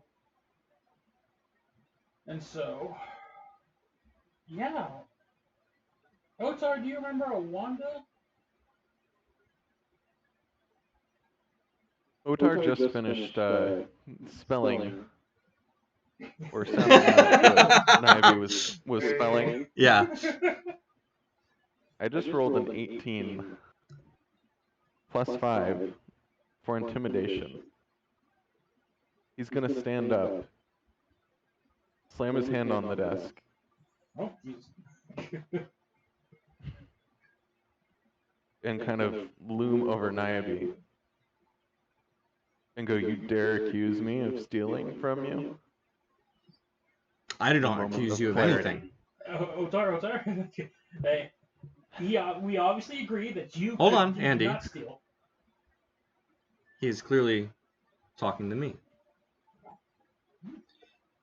Ohtar, we both know that I've paid you a great deal of money, and I love to have you fight in my arena.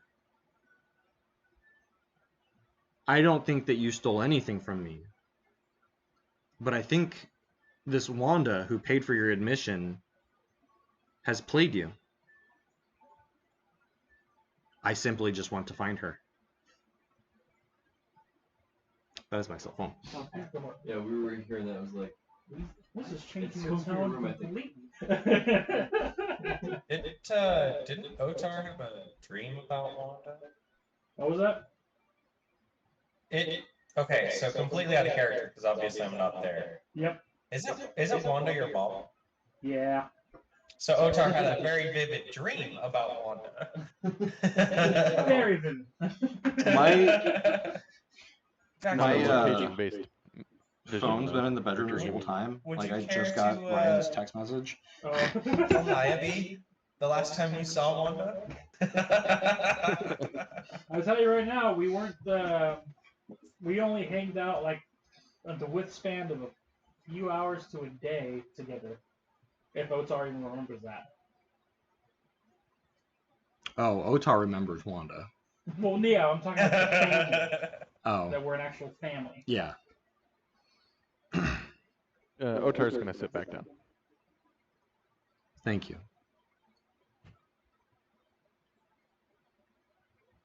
He's not thrilled though. So you're looking for this Wanda character. Features, race, what are we looking at here? Just have her name. Just a name.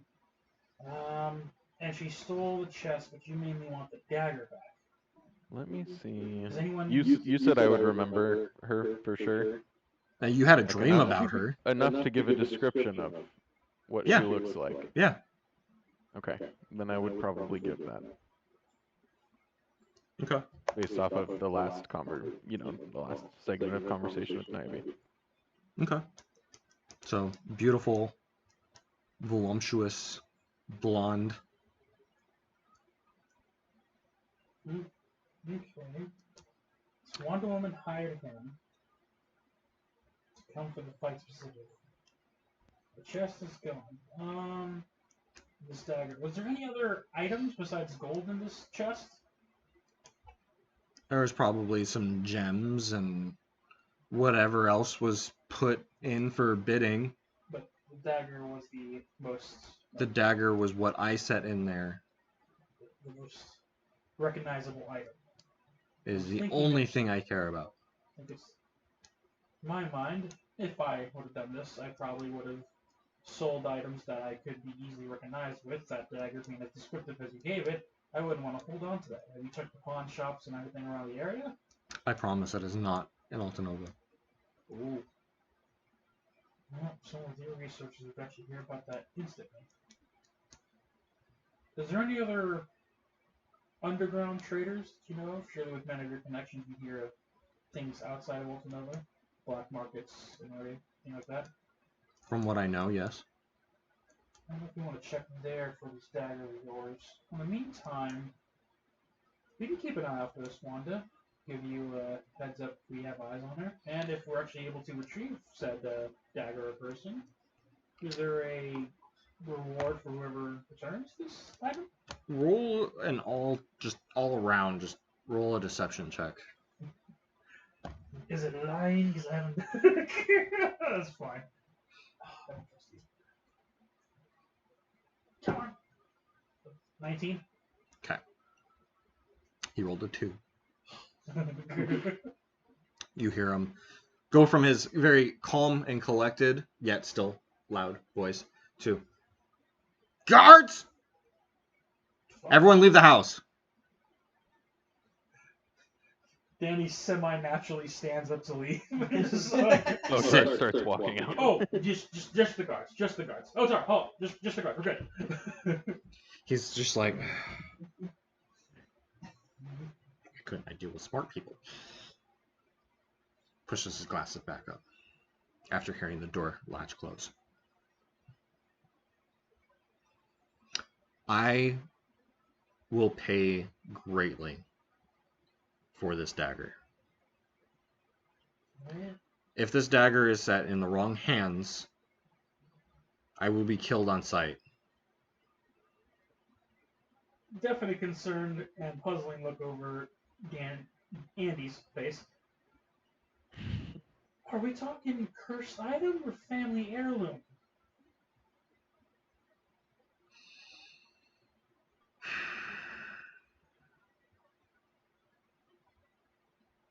I just want to know. Roll if I- persuasion. Persuasion? That's a little lower. 12. That is of none of your concern. Fair enough. I'm just going to have a hard time touching it. I'll use a claw. It is safe to touch. Oh, okay. We're good. Okay. I need this dagger. Without people knowing that it's gone missing. Without the wrong people getting their hands on it. Is anyone gonna hit me with like a magical blast if I run into them and say, give me this dagger back? I'm gonna be like, no, ha! That depends. Does the person who have it has magic? Not a clue. Roll a deception Yeah. check. Ohtar's gonna ask if the dagger has a name. 16.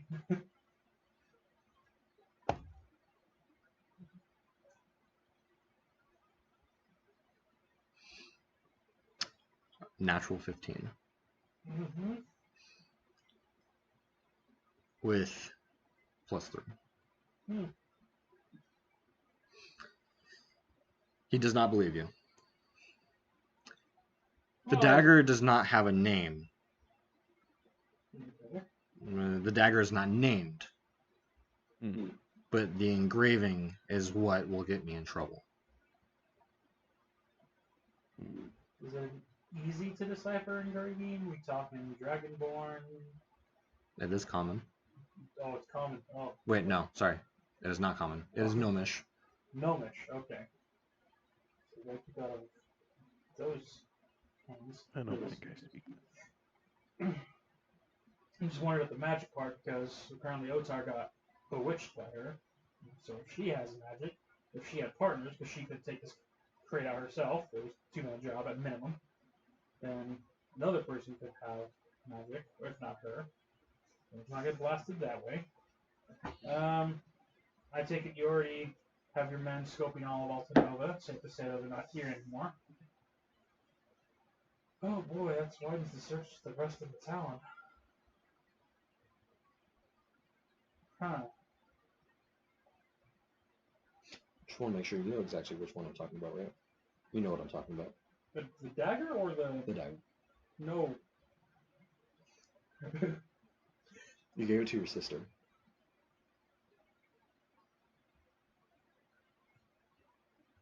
When you guys When we split the money. when you guys split the money, the dagger was pulled out and you gave it to your sister. Crack. Okay. Okay. But then they all abandoned me, so fuck them. Pretty sure you remember where they were going. Or They said Dandy that- would at least remember. Yeah, Dandy will remember. But they said something about heading to the trading port or whatever. Well, Altanova was the trading area. Yeah. But we're in Altanova. For them to be here this whole time. They were heading to Valencia. That's the big city in Decry.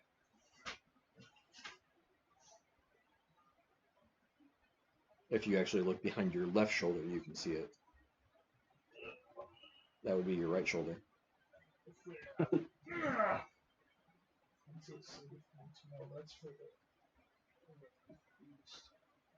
It's out in the middle of the desert. You just came from the desert. Well, this whole place Not is that like far. a desert. Oh. Alright. So, if they're in the area, they have the stolen goods, they want to probably get rid of it as soon as they can. Have you had your men search in the tariff area? Maybe some people fleeing closer to the war in Eperon might be able to lay low there. I don't have many guards that work for just me. Fair enough. If you do send out investigators, maybe start in that area. Check around, see if they have any news or updates on this dagger of yours. Me and the group, me and Ohtar, he won't be able to stay for fights if we're going to be helping with this search. We'll keep him down low, if you know what knows about it. Who else is in this group? We hired a bunch of mercenary folk. One has a bow. The other is actually quite handy with his weapon. It's like a spear axe mixture thing. I can't begin to understand it. And we have this other folk. As much as the other people get a little shady around them, I don't like to bring this up because then people get a little on edge. I'm fine with it though. Everyone has their own stories. He's an elf apparently, but like one of the full elves. I don't really that much of a difference besides ears being shorter. Personality is just the same. Every human has their own right to be whatever they want to be, and two kind of sides of the coin, sees different things. He seems like a great guy. Saved us on multiple accounts on our journeys, so we kind of hired them as like bodyguards for our bodyguard, one to Ohtar. And so yeah, if we get them to help along, I can probably convince them that more money is involved, but I will not tell them about the item. Simply that we are searching for this Wanda fella. Check. We'll see. Why would Ohtar and his manager need mercenaries? Yeah, we've been going through a lot after having to get our... What do you know about vampires?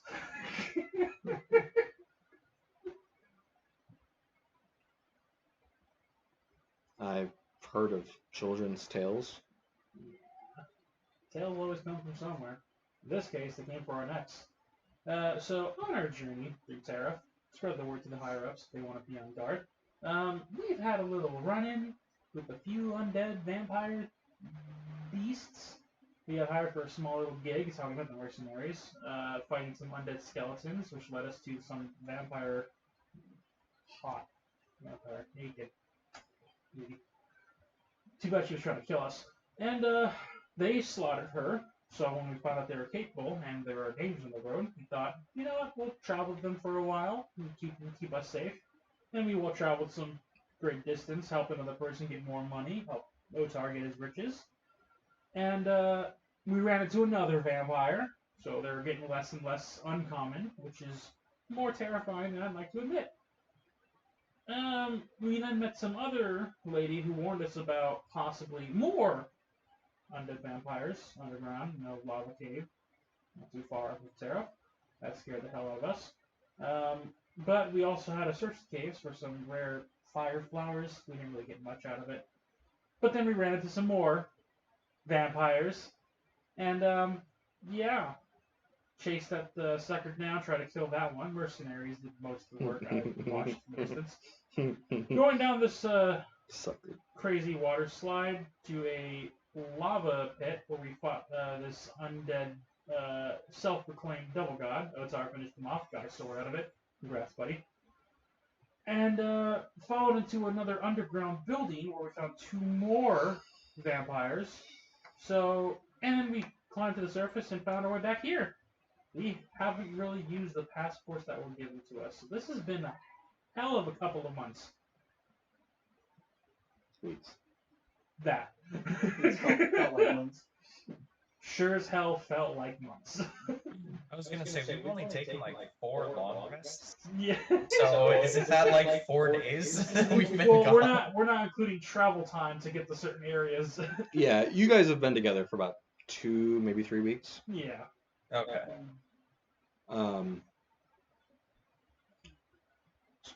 Very well. If you hear anything or find anything about my dagger or Wanda, you know where to find me. Do you care more about the Wanda part or the dagger part? The dagger. Dagger part. If say we found a pawn shop with the dagger but no Wanda, do we still search for Wanda? This blonde human, whatever. So Wanda is blonde. Well, that's what he said. Oh, he did say that, didn't he? Yeah. Okay. So I'm trying to get it from you. I watched too many lawsuit videos. Yeah. I will pay handsomely for this dagger. Okay. But the Wanda character is iffy. If you find her, I will punish her accordingly. Cool. Alright. Well, looks we have another journey there, Ohtar. One of the burning vampires where this is going to take us next. Seriously, like, invest in some, like, holy water or some shit. They are everywhere. Garlic. Does garlic really work? I'm just going to have, like, a back and forth conversation with Ohtar now about these. Guards! Oh, and, okay, that's us. Well, good sir. Until the next time we're free, We'll see you again. Otherwise, Yeah, whatever. Pitter patter back up the steps. fair enough. It is late in the night. Ohtar! Back for drinks. Drink. Okay. So you guys head back over to the Iron Tulip. Yep. You guys continue to go back into drinking and telling stories. Yeah, except my drinks are now starting to get hearty. I'm not doing stories. I'm not doing performances. Okay. I'm now drinking, going, fucking drums. Okay. Oh no, this is gonna be a great idea. It's gonna be a one-time thing. Yeah. Okay. Back to the temple. The secret door opened behind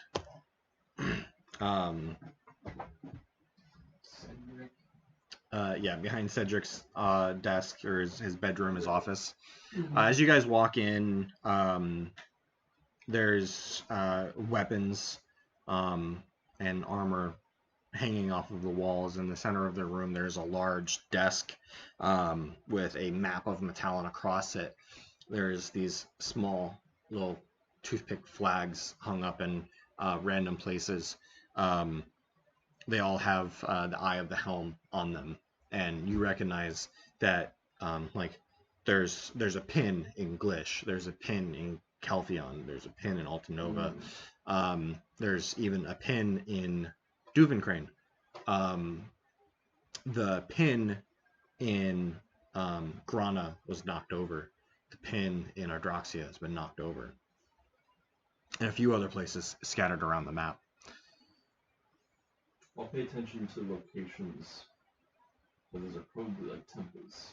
And I'm trying to like memorize locations for later on when we travel. And it appears that they're mostly either in or just outside of most of the major cities, especially in Iorn. There's one out in the middle of the desert, from what you can see, which is actually Valencia. Okay. But off to one of the sides in the room. I should mention that both of these rooms, they've had like chandelier of candlelight. They're all adequately lit, despite not having any windows or anything like that. Off to one corner of the room, there is a desk with a small stack of parchment, and you guys see there's a bright purple conch shell. Lots of writing on it. Does it look similar to a conch we've seen? It looks identical to a conch you've seen. I imagine that was the same.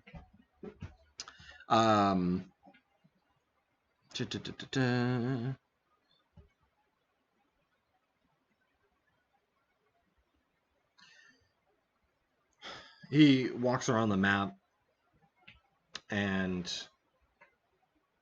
he kind of walks around so that you guys will kind of circle around the map. And he goes, each of these flags represent one of our temples. Most of our information are given from either the temples in each location, or from city representatives that are willing to give out information, and then transcribed back and forth. There's been some advancements in the war. Decry has taken over Ilia Island. Iorn's made had a failed attempt just a few months ago of trying to invade Duvencrane.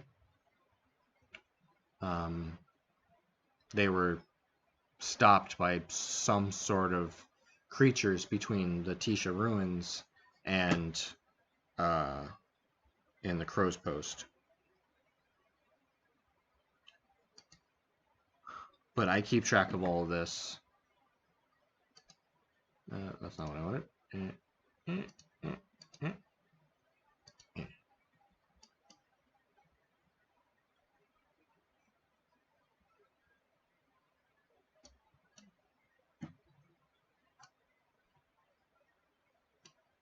Tisha ruins are up here, and the Night Crow Post. right here. You posted the link of that interactive map, didn't you? Yeah. Somewhere, I think. Probably in the maps. I imagine, hopefully. I was thinking maps or memes or something. Either way. Yeah, I can. It might have been in general. I can share it to you guys again at some point. So he points out. He goes, I mostly keep track of all of this so that we can send some priests to help with what we can, mostly healing and just spreading the word of the Helm. However, we've been getting a lot of action from Adroxia.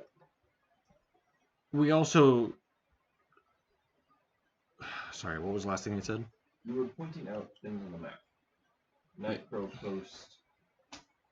Oh, right. Advancements in the war. Yeah. Iorn trying to invade further into Ephron, Decry invading a specific island. Trying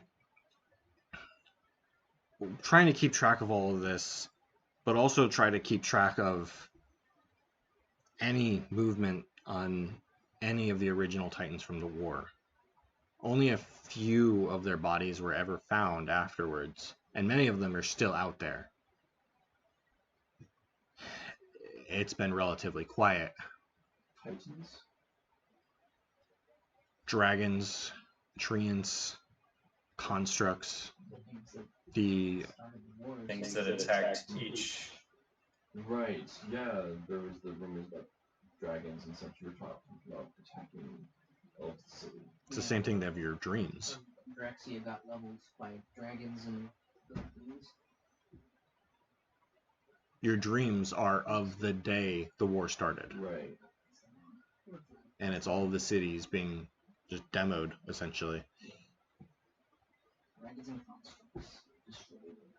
Okay. Yep.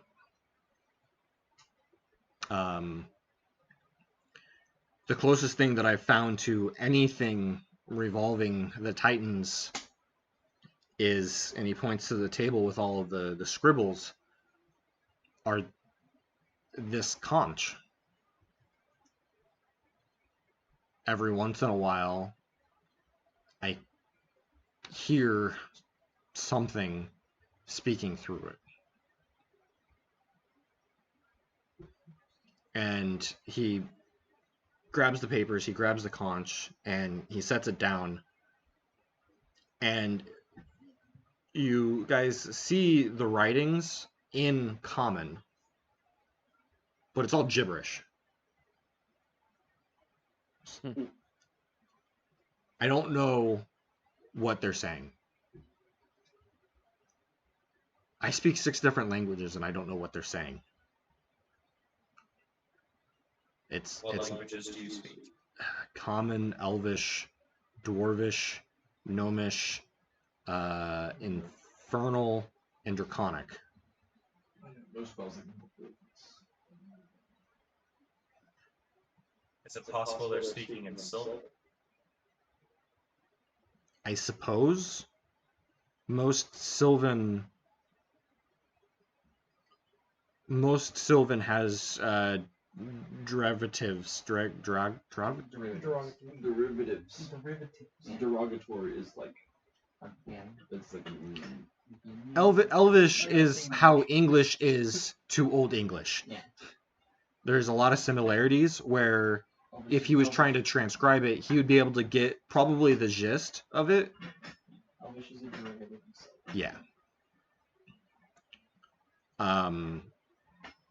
The only things that I can get are names.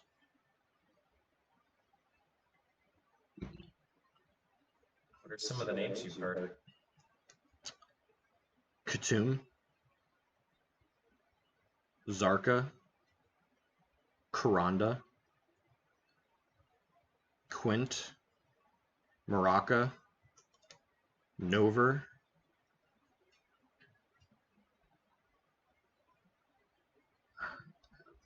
a few other names that don't quite mean as much.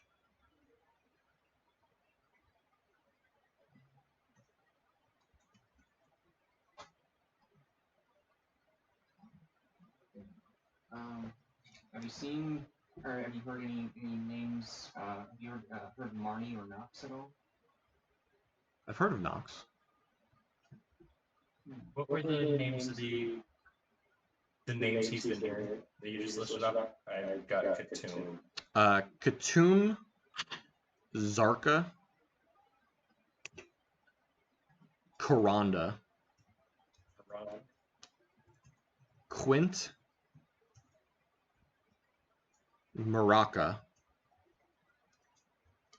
Nover. And there's more names, but those are the only ones that he's listed, or that he said out loud. Sorry, what was your question? Oh, I was just asking. I asked if you had heard the names Marnie or Nox.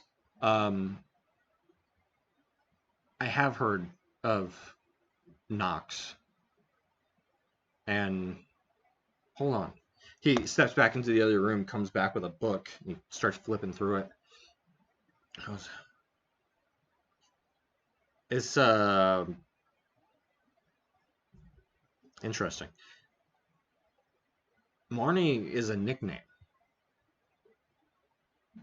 for Marcus Mittalon. Nox is a gnome colleague. The two of them built things together. A gnome? Yes.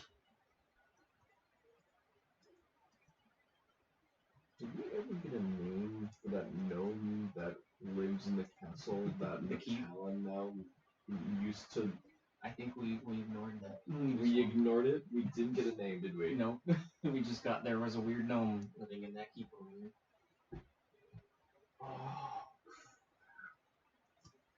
Oh boy. Are you guys okay? You look like you've seen a ghost. Oh, I just realized. Just vampires.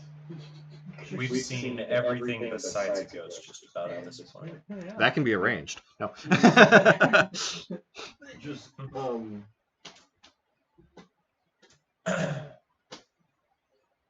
near Kusha. An old castle, right? Yeah, that's the old Mittalon castle. Right. We were there recently. Got told about a gnome who lives in the castle. We thought, oh, it's just a crazy gnome. And left without ever investigating. I bet that's the gnome. You think that could be Nox? You think he'd still be alive? Gnomes live wild, don't they? I mean, certainly, but with half of the Mittalon family slaughtered 100 years ago, Maybe it was some. why would he stay in his friend's home? Maybe he goes by a different name now. It's been so long, people just think it's a gnome who... Was Nox rich at all? I mean, he was friends with the Emperor, I'm assuming he was. I haven't met a gnome that didn't have full pockets. And speaking candidly here, we've all seen vampires. Well, I have now. So there's nothing saying that Nox is still a standard gnome.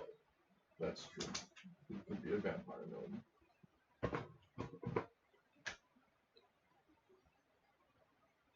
As you guys are kind of discussing this amongst yourselves, when you guys walked into the room and you kind of surveyed your area, you saw that every candle and every torch inside were all lit except for one, and they all had the normal amount of candle light. One torch behind Cedric was not lit. And as you guys are kind of discussing amongst yourselves, it's like, I've seen a gnome, or I've seen a vampire now. But the one torch that wasn't lit, it ignites, and it turns to a very deep red. and it's bright enough that he sees it behind him. Turned around. Going to pull my bow.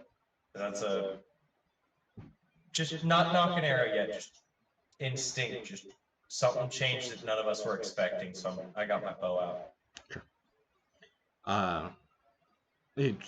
Don't worry, you won't be needing that. But as he says that, you hear the other human who was in the kitchen. You hear him yelling faintly, because you guys are pretty far now. Faintly. Unless you want your dinner burned, I need help! The fire torch for And Fire alarm. he just kind of like small look of like, God damn it. All right, gentlemen, I could use your help if you have nowhere else to be. Not at the moment. No. And he kind of walks back over to the entry of the hidden room and gestures to get the fuck out. Quick question, does Revalor still have the water back I was there? literally about to say, I'm starting to pump up my, He as I walk out. kind of looks a little confused, like, what is that thing? But as you all get out, he closes the door behind you, and Can sets I the take book note right. of what book? Sure. It's just like a dark brown leatherback. It looks a lot more worn than the rest of them there, just out of pure use.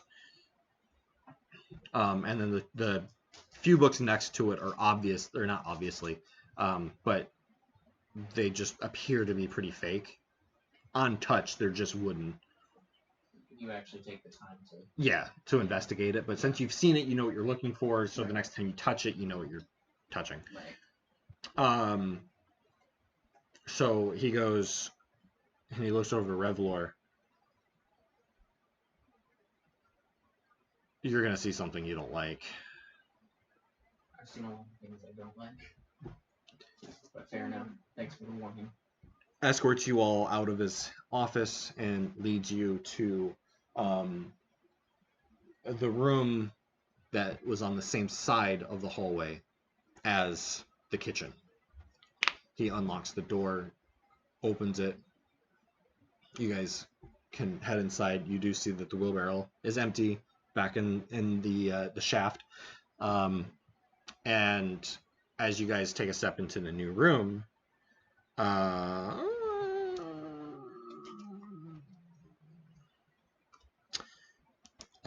room is relatively empty, minus a few things. There's a table that has a platter of laid out bread that is already pre-cut. There is some dried meats. It appears to be, some sort of red meat, maybe even some fish.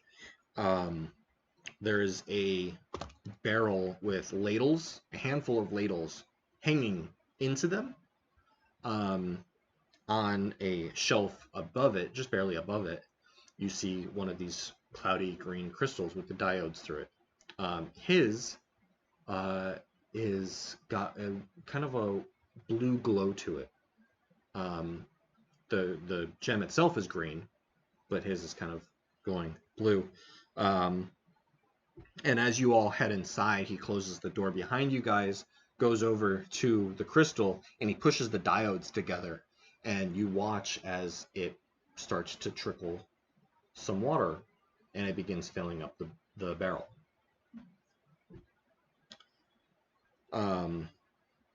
Next to the barrel, there's a bench that has a few stacks of freshly folded and clean clothing.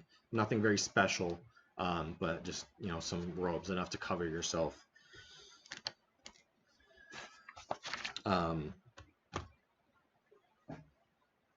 And as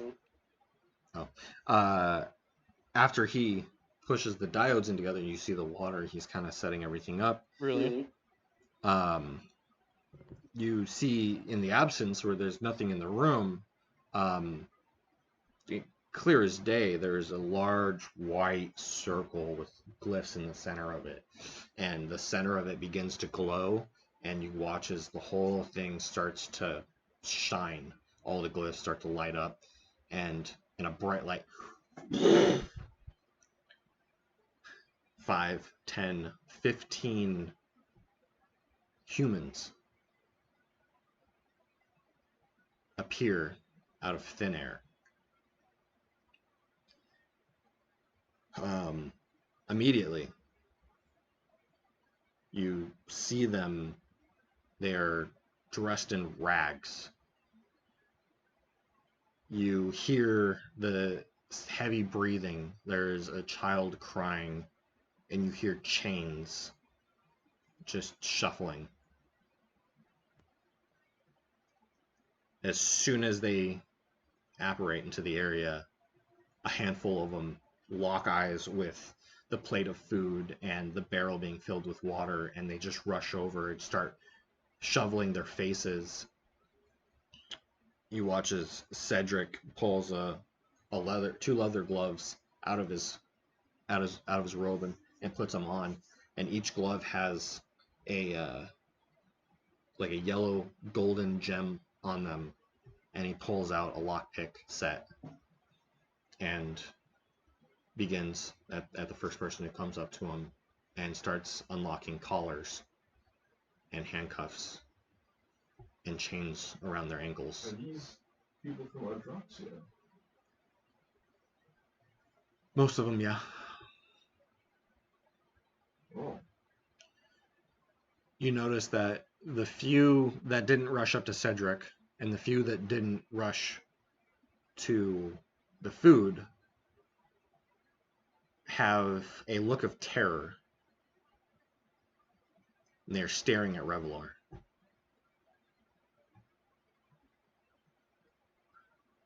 Not sure if it's a fear of just what they've gone through, if they're still in shock, or what it could really mean.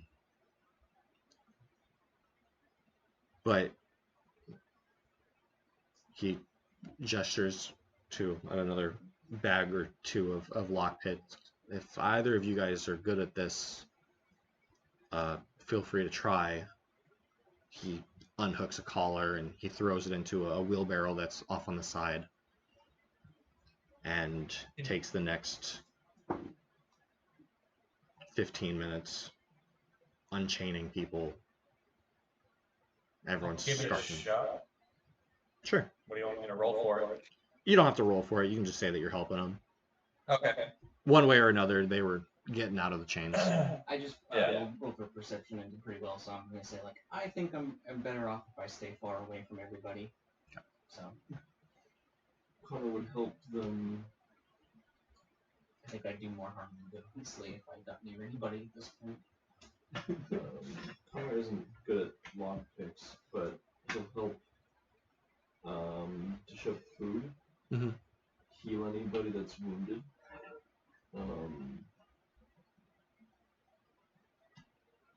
Just that could be as a supporting, comforting presence to these people. Okay. After he gets to the last person, he's already got the collar off. He's working on the hands. As he's working on it, everyone, welcome. You're in Alta Nova. You're safe. In the next room, Haley is preparing food. Sorry, William is preparing food. William is preparing food, and Haley is preparing your beds. And he undoes the last chain. He opens the door, and you see the human that was cooking. Just kind of this way, folks. And everyone funnels out. A few other people that weren't originally staring at you, as they walk past you, they're just very uneasy. And they head into the kitchen for a fresh meal.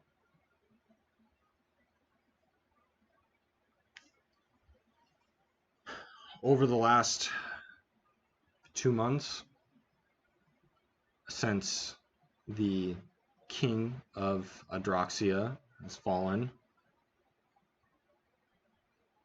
and the organization began killing and enslaving people,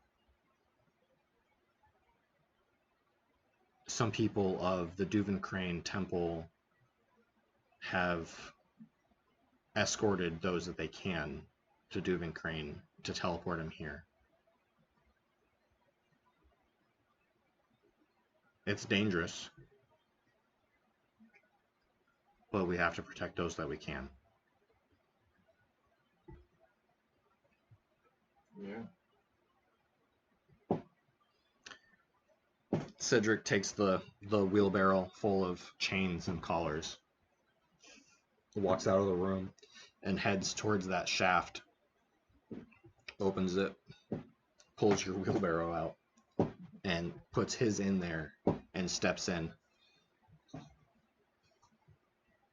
Connor, I have something for you, if you'd all like to follow me down. We'll walk in. All Everyone of else? Yeah. Okay. He grabs the rope from inside of the shaft this time, and he pulls it 1, 2, 3, 4, 5. And after a minute, you start to lower. And after a minute, the human's vision fades, and those of you with dark vision, you guys can still see it's a dark area. It's like a dark gray, but you can still see everyone, right there in front of you. He does a little twist with his hands, and one of the rings that he was wearing lights up and gives light to the area. The lower you guys get, you're remembering that you guys just came from underground and how hot it was, and you're feeling it. It's getting warm again.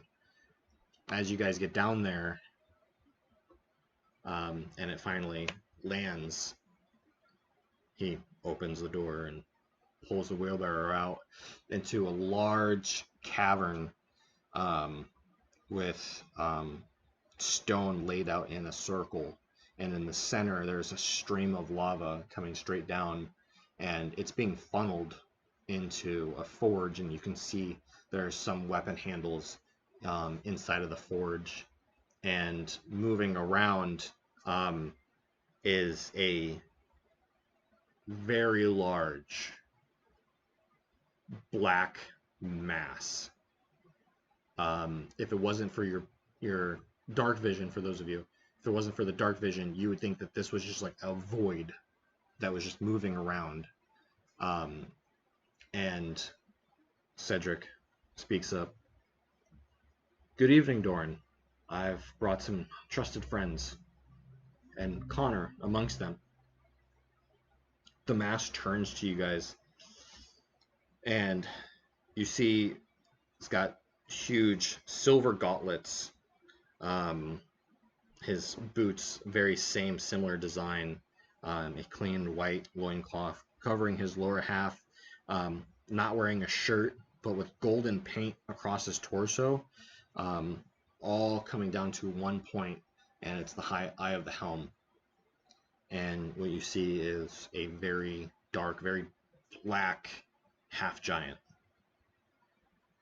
And as he turned around, at first you care less about what the guy looks like and the fact that he's wielding a hammer the size of your torso. And he speaks up in a very deep, booming voice.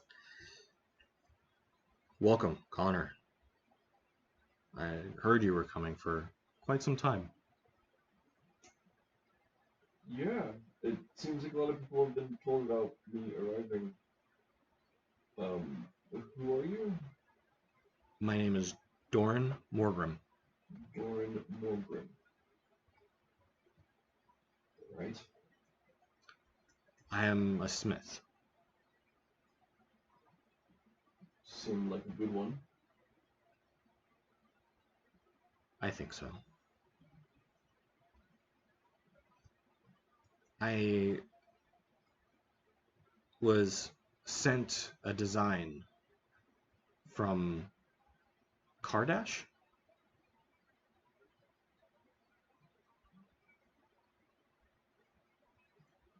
And I built it better.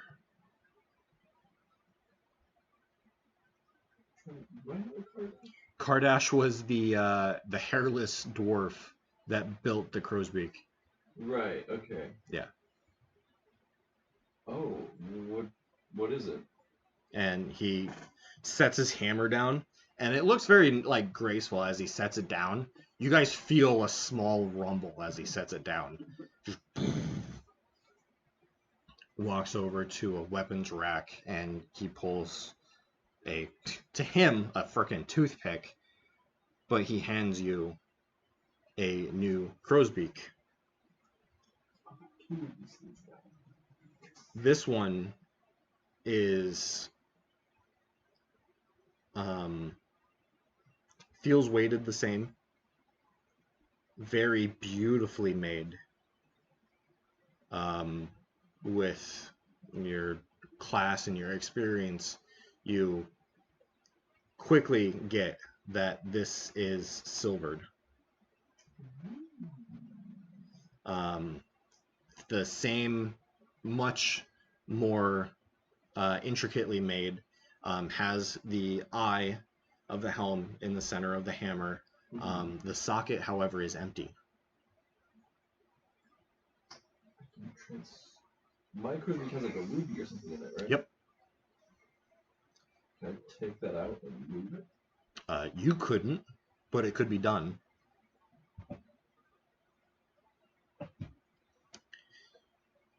As he hands it, yeah. As he side by side. As you're holding him side by side, the crow's beak is great.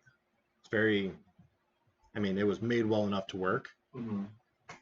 The silvered one, the most beautiful craftsmanship you have ever seen. I don't know how you fight. So, no gem. Raise up the crow's beak if it's a gem. Think you can move this one over? And Cedric speaks up. You can also speak with one of the vendors here in town and find a different one if you'd like. If you're partial to it, you can swap it over by all means. Doran can, of course. I'm going to look and see what exactly yours. Is it the reaction? Yep. As a reaction, you can do non-magical cunning dodge when two-handed. Gotcha. Right, that's a bit of, okay. There's a salesman in town who deals with magical gems, if you will. It's where I got my leather gloves. Makes me unrealistically great at lockpicking. I couldn't do it without them.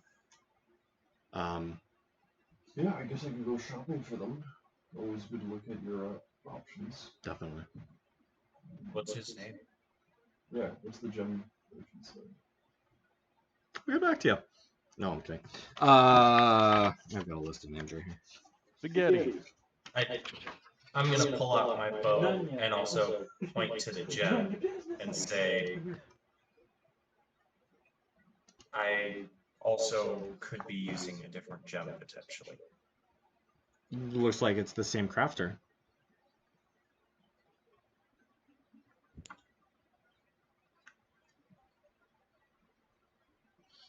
You would be looking for a vet, the gem dealer. A vet. The vet. A vet. A vet. A-V-E-T. That's one name. A vet. Gotcha.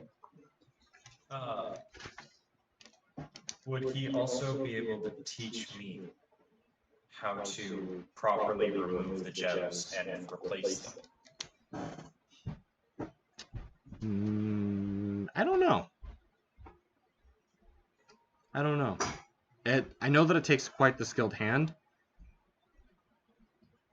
You'd have to ask him. I imagine that's probably where he gets a lot of his money, other than selling enchanted stones.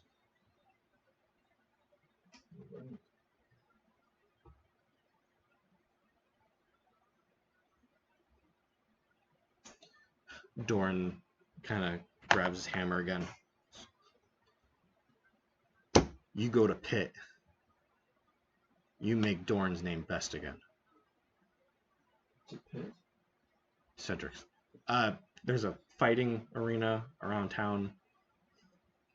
Oh, you want me to fight with his... He wants me to fight with his stuff. Make his name big. Yeah, I'll kind of explain the situation.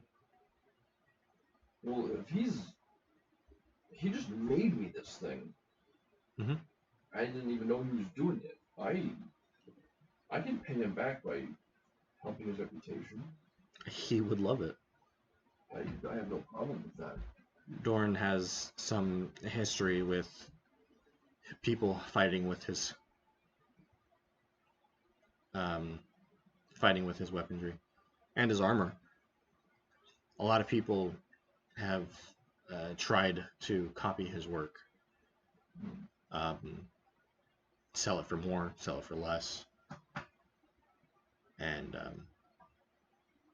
unfortunately, well, fortunately for us, but unfortunately for him, is why he resides down here now. He was pushed out of his shop by another vendor that was making very similar weapons. Just they weren't strong, but they were just as pretty. And another vendor made things stronger, but nowhere near as elegant. Dorn, I will help bring your name back. He goes, yeah! Puts his hammer, like, forcefully hammer down on the ground. You guys feel the ground just shake a little bit. There's like a small indentation in the dirt and soot that's been in the ground. Before that, just a quick question. Should I leave this crow's beak with you, get a gem, come back? Or can I put it in myself, or how does that work? You come back, I'll put it on. Alright. So I'll just take the new silver crow's beak and... Alright. Wonder what kind of gems there are, because I didn't even think about other types of gems. Doran, can you teach me how to move gems? Can try. Very delicate. I'm gonna, from my bag, I'm gonna pull out my jeweler's kit and say, I have the tools. I just need the education. Are you proficient with the jeweler's kit? What? Are you proficient with the jeweler's kit? Just curious. Yes, I am. Oh, okay. It was my one that I took. Oh, okay. And for backstory, something I picked up because father being a tradesman, you kind of pick up something, and I just chose jewels. Gotcha. I also do have another question. Couple sessions ago, I found a black pearl. Can black pearls be enchanted? Or is it just the gold value that it holds?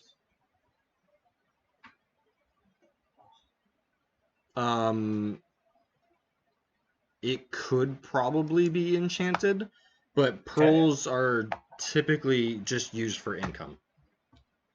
Okay. Which I will get into. The people you're around don't know about it.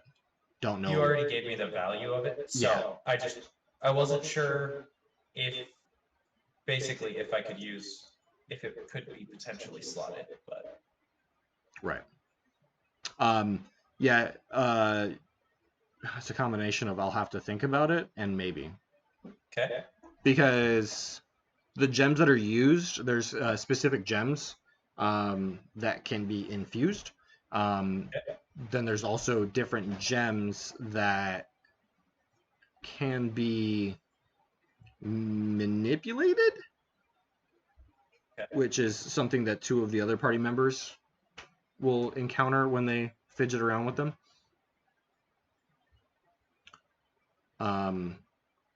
But he, at this point, Doran, picks his hammer back up after shaking the earth, and goes, I go back to work. Starts pulling stuff, barehanded. Starts pulling stuff. He's got his gauntlets on, but it only covers the backhand. Just barehanded, starts pulling stuff out of the forge. And Cedric goes, I'll take you guys back up. Yeah. Doran, will you pull us back up, please? Okay. Grabs a rope. Starts lifting you guys back up. A couple minutes later, back into the hallway underneath the temple. Well, Ovet back here, and then I know it didn't work out last time we made bets, but you guys wanna do that again? I'll look to Revalor and Kriorin. Are you talking about Kusha? Or the Stonetail Ranch? Yeah, pretty much. But Oh, but betting for on- the pit. For the Yeah, pits. but betting on me. Oh, okay. Well, I mean, it's a lot easier for a horse to die than a paladin. I'm in. Yeah, Sounds hopefully I don't die interesting. like that. Well, I'll I'll be really sad. I'll make sure to scout the area for snipers. So, And your cat might be able to help a little bit too, Revalor. I meant to ask you, Mm. has your cat still been despawned this whole time? I mean, like, typically, if we're not in like an area that's very dangerous, I just have her perched on my shoulder. Okay. Unless there's like a particular reason for me to be like, oh, I need to be undercover right now, or it's dangerous right now. Okay. So, since you've been back above, okay. Yeah. When you initially brought her back out, Mm-hmm. there's a black smoke kind of radiating off of her. Oh. Well, I probably would have put that away before we went in the church then. No one else. No one else can see it? Or, Well, sorry. because I forgot to ask you at the beginning. Nobody else seemed to have reacted to it. Okay. Got you. Alright. And after you brought her out, you hear the voice. We will do great things together.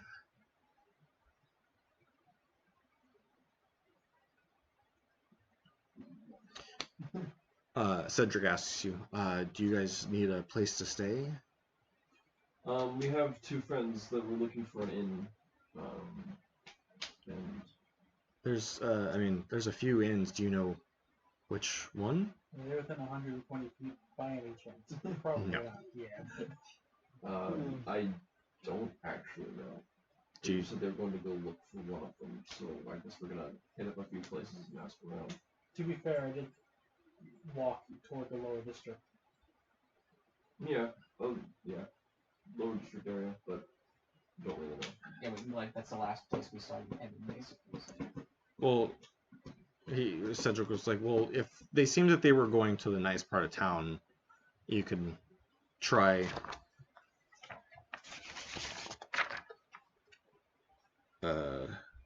You can try the Wild Rock Inn or the Golden Deer. But if it looked like they were heading towards the bazaar, you could try the Iron Tulip. All right. Thank you.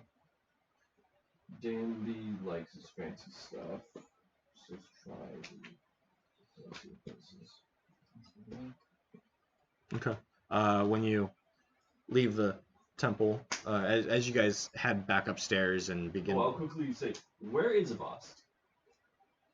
he's in the bazaar. Bazaar. Okay. Yeah, he has one of the actual built shops. Gotcha. Yeah. And then we'll go. A bet. Avast. Yeah, Avet, whatever. What did they say? I don't know. They're both right. Did I They're say- made up fictional names. I say quinoa, the next time it's quina. Next time, instead of a vet, it might be a veterinarian. Right, that's what I was thinking. Like, oh, I guess we're gonna find an animal doctor to sell gems to get gems from. Okay. Ovid sounds better.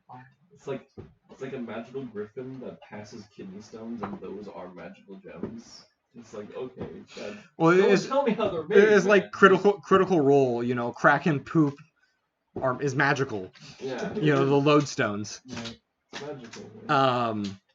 Okay, so as you guys head out, Also, it's 4 o'clock, by the way. yeah, I'm finishing up. As you guys head back up to the temple, there's no one else in the stands. This top side of the temple is empty. Haley, the older woman, walked back upstairs with you guys to lock you guys out. Be safe. Hope to see you again soon. Don't forget your wheelbarrow. Yep. I will first return it Yeah. and then go look at taverns. Yeah. Because there's no way Dandy and Ohtar got missed by people. Yeah. If they were there, they would remember them. Do you know which direction they went? Maybe I can help pinpoint. From flat top, I remember they're walking down this specific street. Lower district. That's where Okay. they're going. They probably headed to the Iron Tulip. And we can check that. All right. Let me know when they Why go. does a temple lock its door? It's a big city, bud. That's a I good know. question, actually. I wanted to ask that, but What? I forgot. Kriorin had a question. What was it? Why does the temple lock its door? If you haven't noticed, the city doesn't really sleep. And for this whole temple, there's only 3 of us. We do sleep.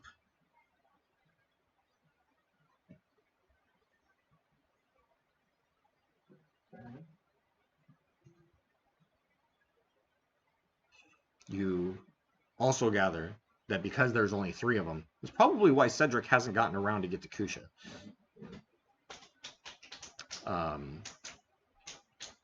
But okay, so you guys go and return the wheelbarrow, and then go and look for a tavern. Yeah. And go to the iron whatever. Tulip. Iron Tulip. For some reason I was like pilot. I was like, that is not it at all. Why?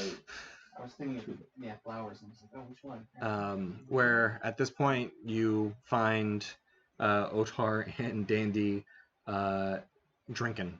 Dandy Hammered. oddly quiet. Hammered.